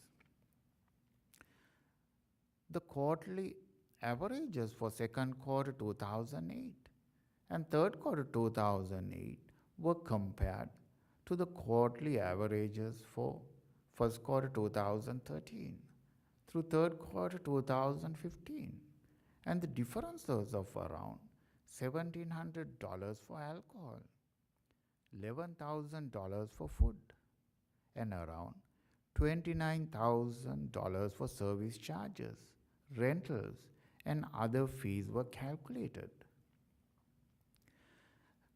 The service charge was substantially higher in the first audit period, and therefore, in order to give a benefit to Pellant, the department calculated an average quarterly service charge of around $2,600 using a percentage of around 20% derived from recorded monthly averages of banquet food sales, alcohol sales, and service charges. The quarterly differences in banquet sales for alcohol, food, and service charges were multiplied by 12 quarters to determine unrecorded banquet sale of around $183,000 for the second audit period. And these calculations are shown on Exhibit J, page 65. In total, the department determined around $658,000 in additional unrecorded breakfast coupon sales and banquet sales for the second audit period. And these calculations are on Exhibit J, page 65. To verify the reasonableness of recorded and unrecorded food and alcohol sales, the department analyzed Pelham's product mix, available purchase information, and pricing policies. To understand Pelham's product mix, the department conducted a purchase segregation using available merchandise purchase invoices for second quarter 2015. And this purchase segregation is shown on Exhibit J, pages 61 through 63. Based on this purchase segregation, the alcohol purchases total around $7,000 and food purchases total around $30,000. Combined, the purchases for the third quarter 2015 total around $37,000. The department also scheduled alcohol and food purchases in the first audit from the profit and loss statement for second quarter 2008 through fourth quarter 2009. And this is shown on Exhibit J, page 60. The department estimated that 5% of recorded food purchases from the first audit were suppliers. So an adjustment of 5% was made to recorded purchases for second quarter 2008 through fourth quarter 2009.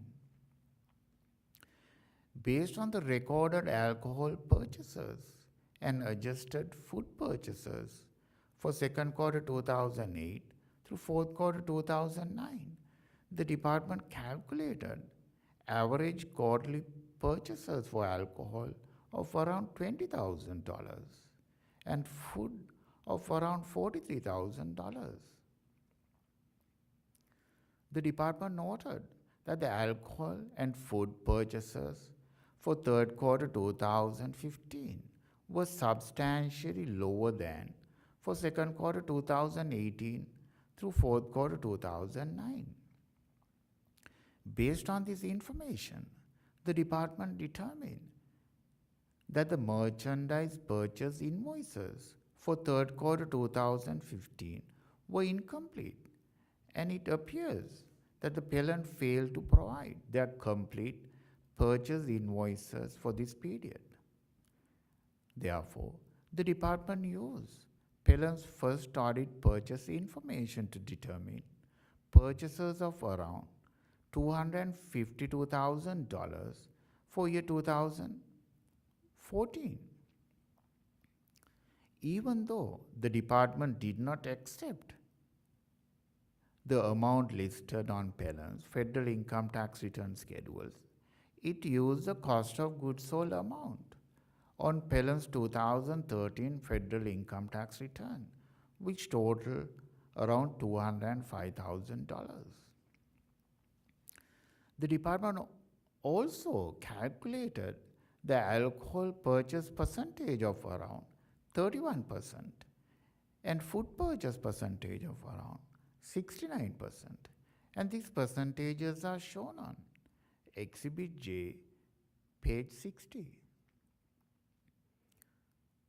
The department used this information with the recorded and unrecorded food and alcohol sales for years 2013 and 2014 to calculate achieved alcohol markup of around 48% and the food markup of around 153% for these 2 years combined.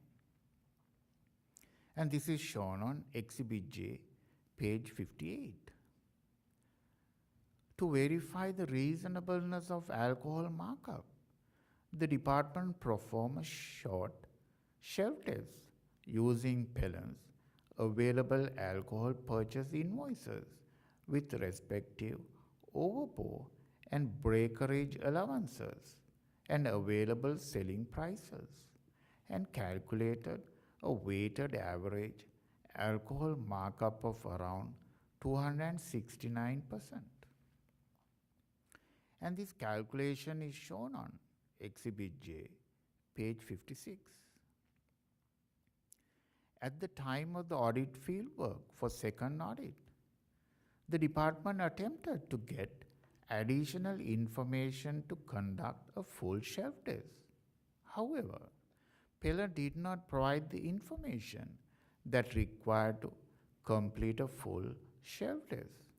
This obstructed the department's ability to gather additional complete facts to understand Pellen's pricing policies.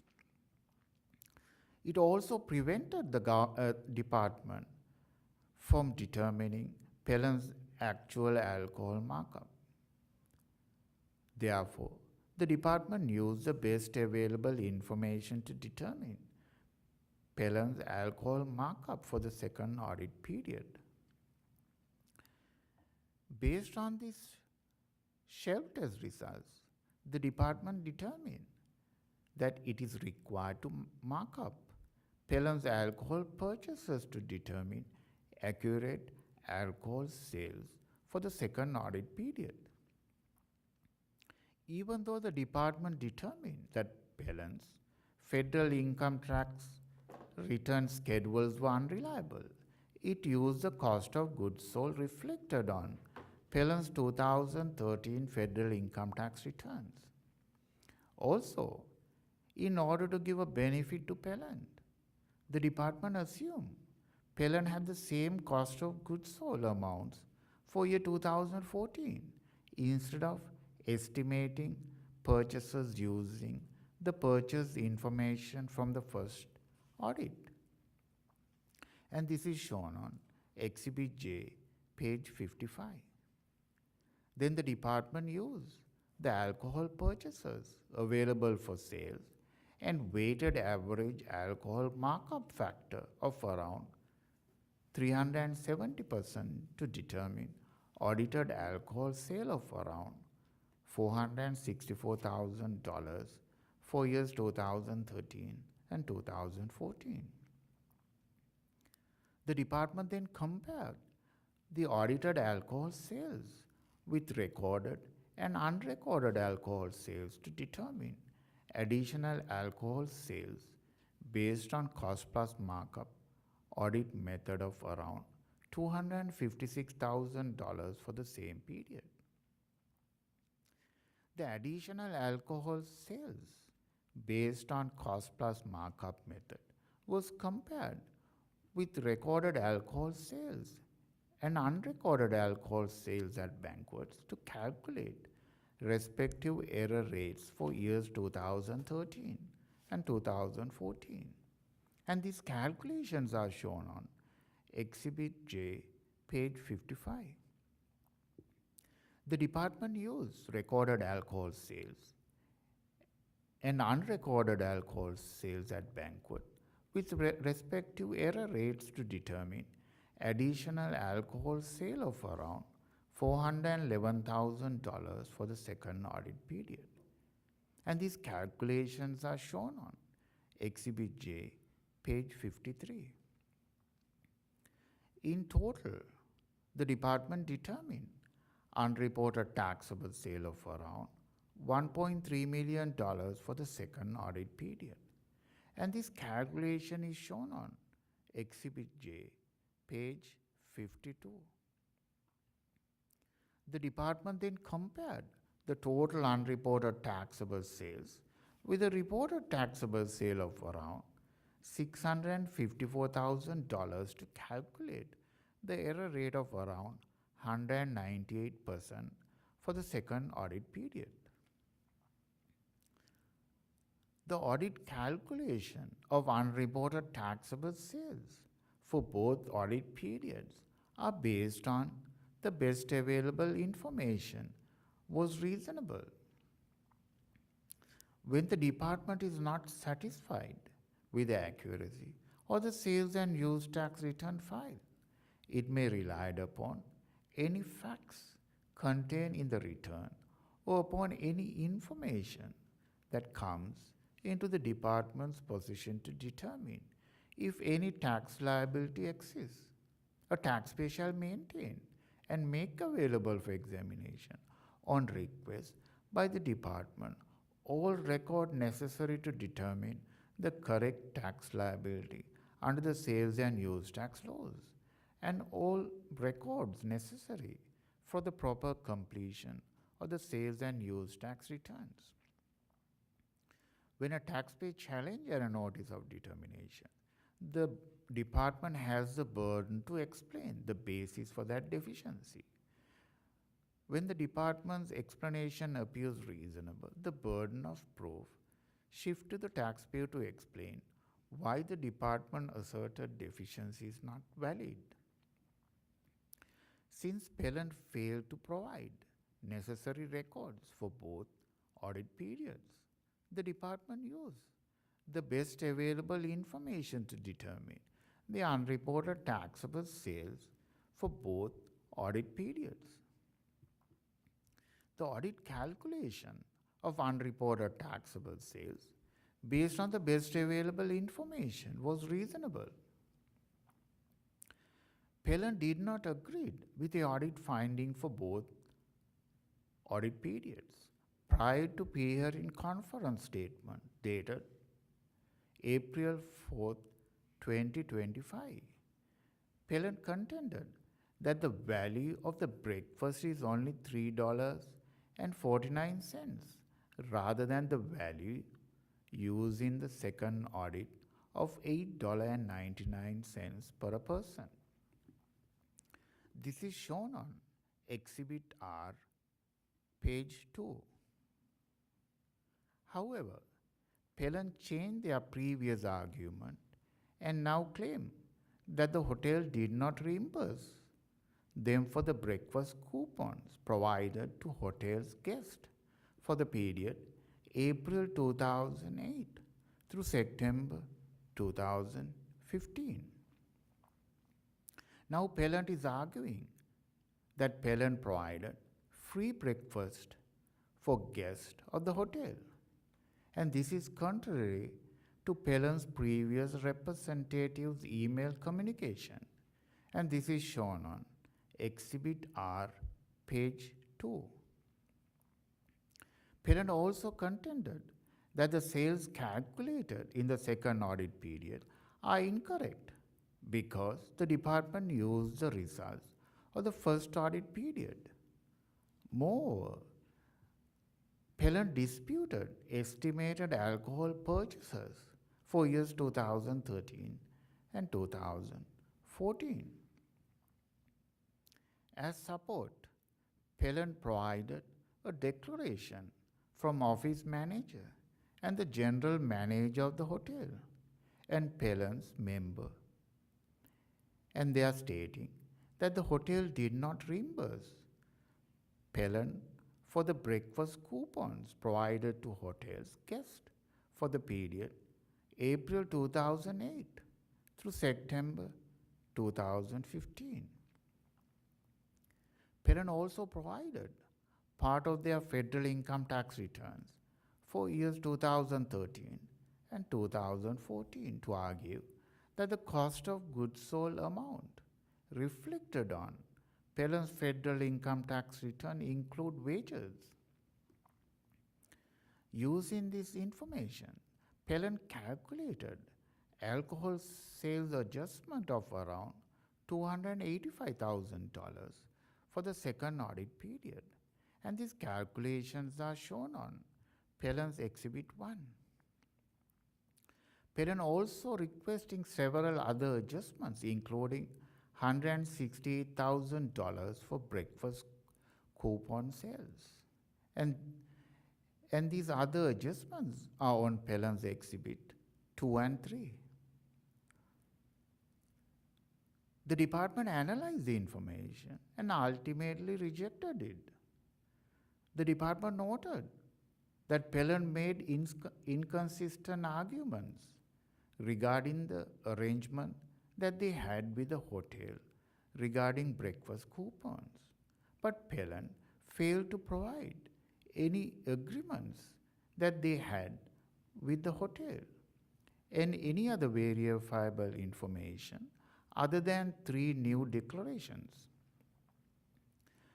Phelan also failed to provide their complete alcohol and food purchase invoices to support the purchase amount reflected on Phelan's Exhibit 2. As stated previously, the department used Phelan's cost of goods sold reflected on their 2013 federal income tax returns to give a benefit to Phelan. Had the department estimated the purchases based on the purchases reflected on Phelan's first audit period to determine alcohol sales for the second audit period, then the unrecorded alcohol sales would increase by around $167,000 from around $411,000 to $578,000. And the information required to calculate these amounts are on Exhibit J, pages 54 and 55.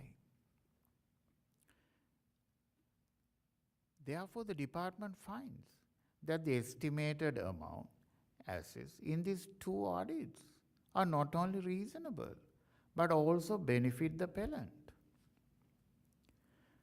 The department imposed the negligence penalty for both audit periods based upon its determination that appellant's books and records were incomplete and inadequate for sales and use tax purposes, and because appellant failed to accurately report their taxable sales for both audit periods.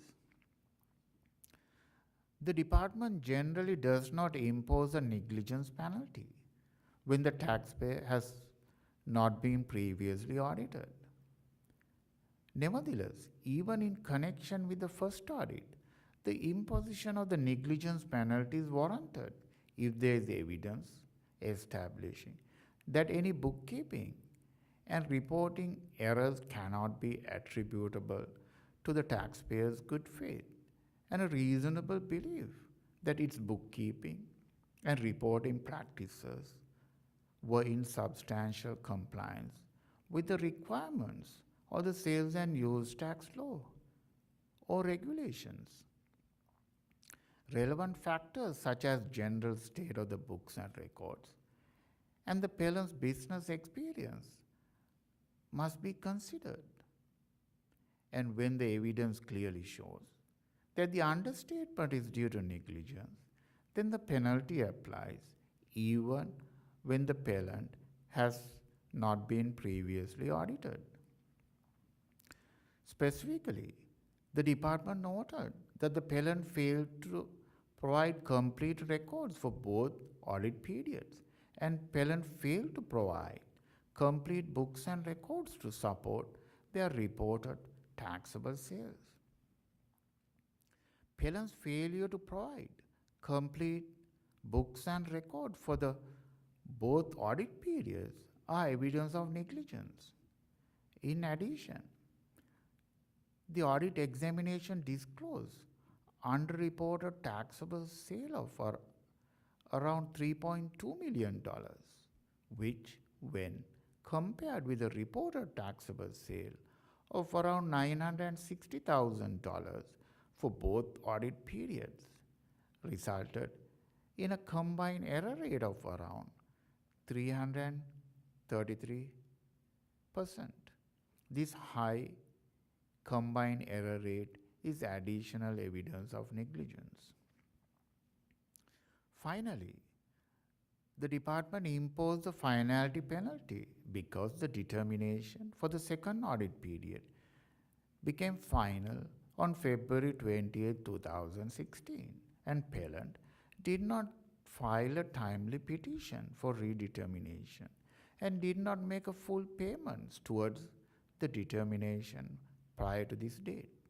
However, the department will recommend waiving the finality penalty for the second audit period if Pellant pays the full liability within 30 days from the date of the notice of redetermination for the second audit period.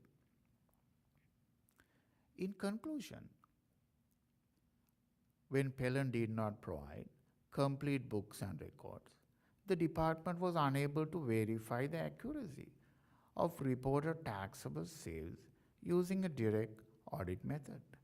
Therefore, an alternative audit method were used to determine unreported taxable sales for both audit periods. Accordingly, the department determined the unreported taxable sales for both audit periods based upon the best available information. The evidence shows that the audits produce reasonable results. Pellant has not provided any reasonable documentation or evidence to support an adjustment to the audit finding. Therefore, for all of these reasons, the department requests appeals be denied. This concludes our presentation. We are available to answer any questions the panel may have. Thank you.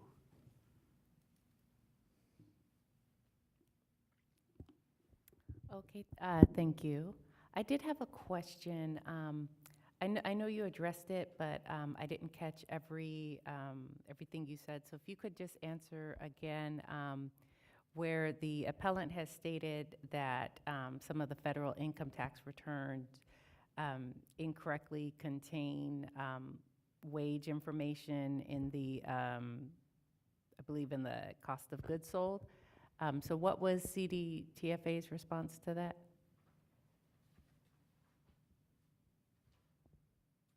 I didn't understand your question. Oh, okay.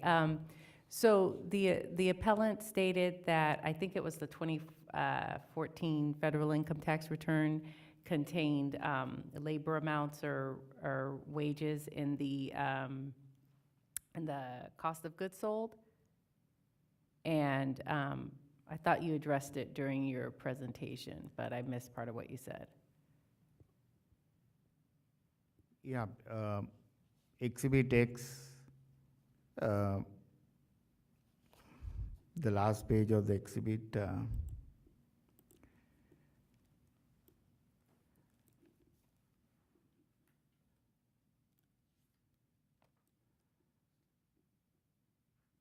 is Exhibit X, page 13. Okay. Yeah, we compare the line 17, the cost of goods sold according to the federal income tax return were listed as 62,000 compared to 2013.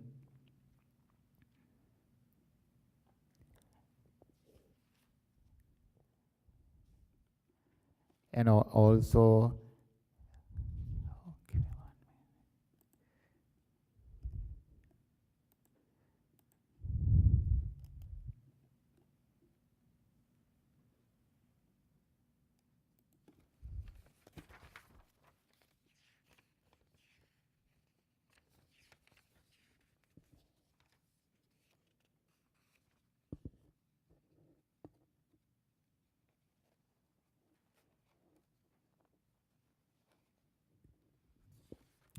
Judge Ralston, one thing we did note in the 2014, they had cost of goods sold of 190,000 without any adjustment for the wages. The appellant's representative made an adjustment for that, so there's no evidence of that. On the 2013, the information on cost of goods sold does show a line item for wages. However, the taxpayer hasn't provided the purchase invoices to verify that the information on the income tax returns is correct. The information for the cost of wages may be other items that they may have separated out. Food purchases versus alcohol purchases. Obviously, we can't verify the information because we don't have the purchases available, so we were going with the best available information we had.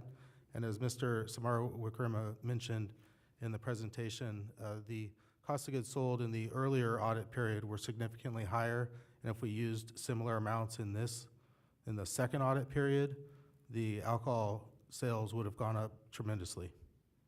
Does that sort of answer the question? Yes, thank you. So I think that is all my questions. Judge Long, did you have any questions?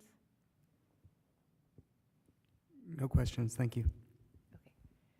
And Hearing Officer Wilson, did you have any questions? I do not, thank you. Thank you, okay. So, Mr. Mickey, you have about 10 minutes for rebuttal, so please begin when you're ready.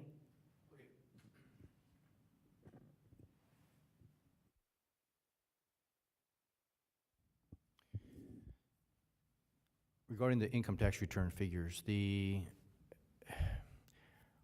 I know that the department is going to argue exactly what they argue, but we're looking at what the best available information is. They use that repeatedly, best available information.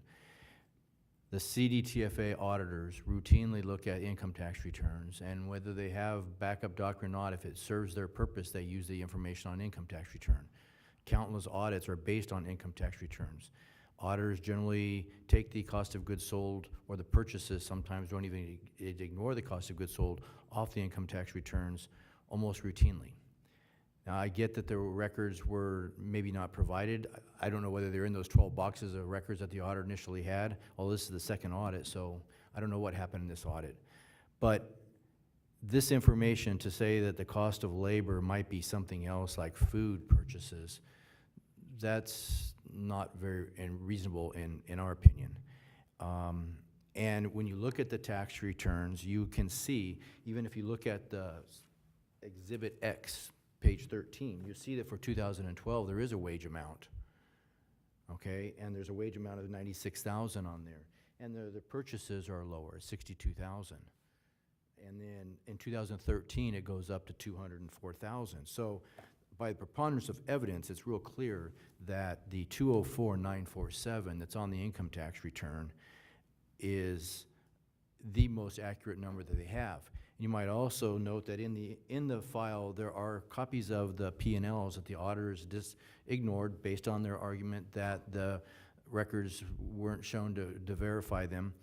Those purchases are less than what's on here. So this is even a higher number. And to say now that if they would have used an estimate based on the prior audit, it would have been higher. I mean, they could use any estimate and make it higher if they wanted to. We're looking for what the right number is here, the best number. And to say you can't use or shouldn't use the 2013 figures because they could have used another kind of estimate and come up with a higher number, that's not reasonable either. They should look and be consistent with what they do. And so we hold that the 2013 simple change in the cost of goods sold figure is valid. Now, in their presentation, there's a lot of other information that leads up to how they did the whole audit. I can't disagree with most of what he said. It's just this play-by-play action of what happened with the audit. We're not even addressing those issues. I'm simply saying that the best information available for the 2013 markup analysis is the tax return that they previously accepted, whether they did as a benefit or not. They recognized that they accepted it. I'm just now correcting that number. That's all we're asking for.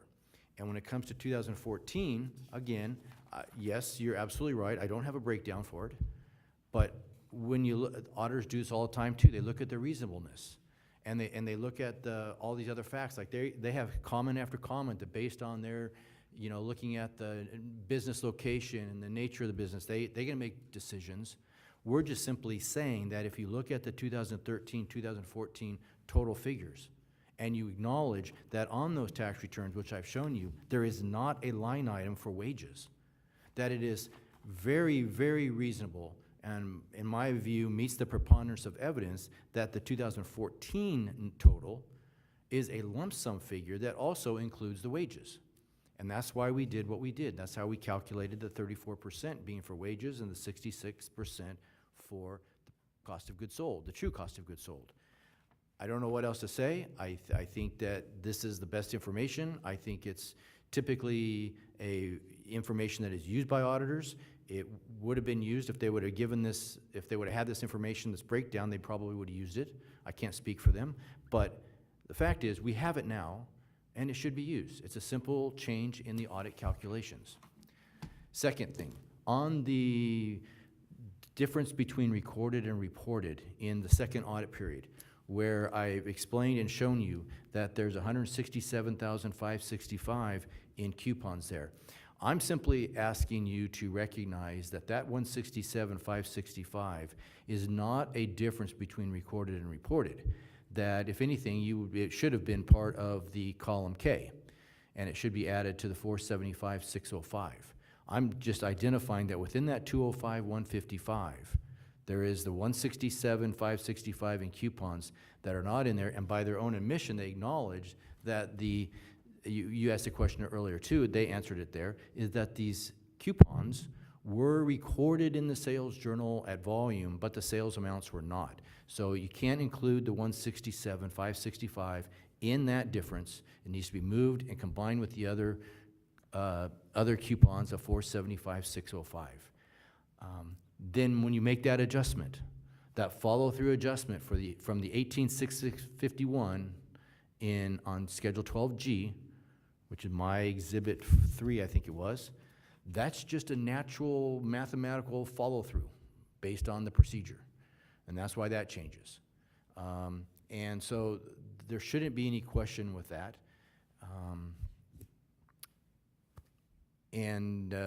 That, I don't have anything more. No other questions. Okay, thank you. I'm just going to check in with my panel one more time to see if they have any other questions. Judge Long? No questions, thank you. Okay, and Hearing Officer Wilson? No questions, thank you. Okay, so it looks like we are ready to conclude the hearing.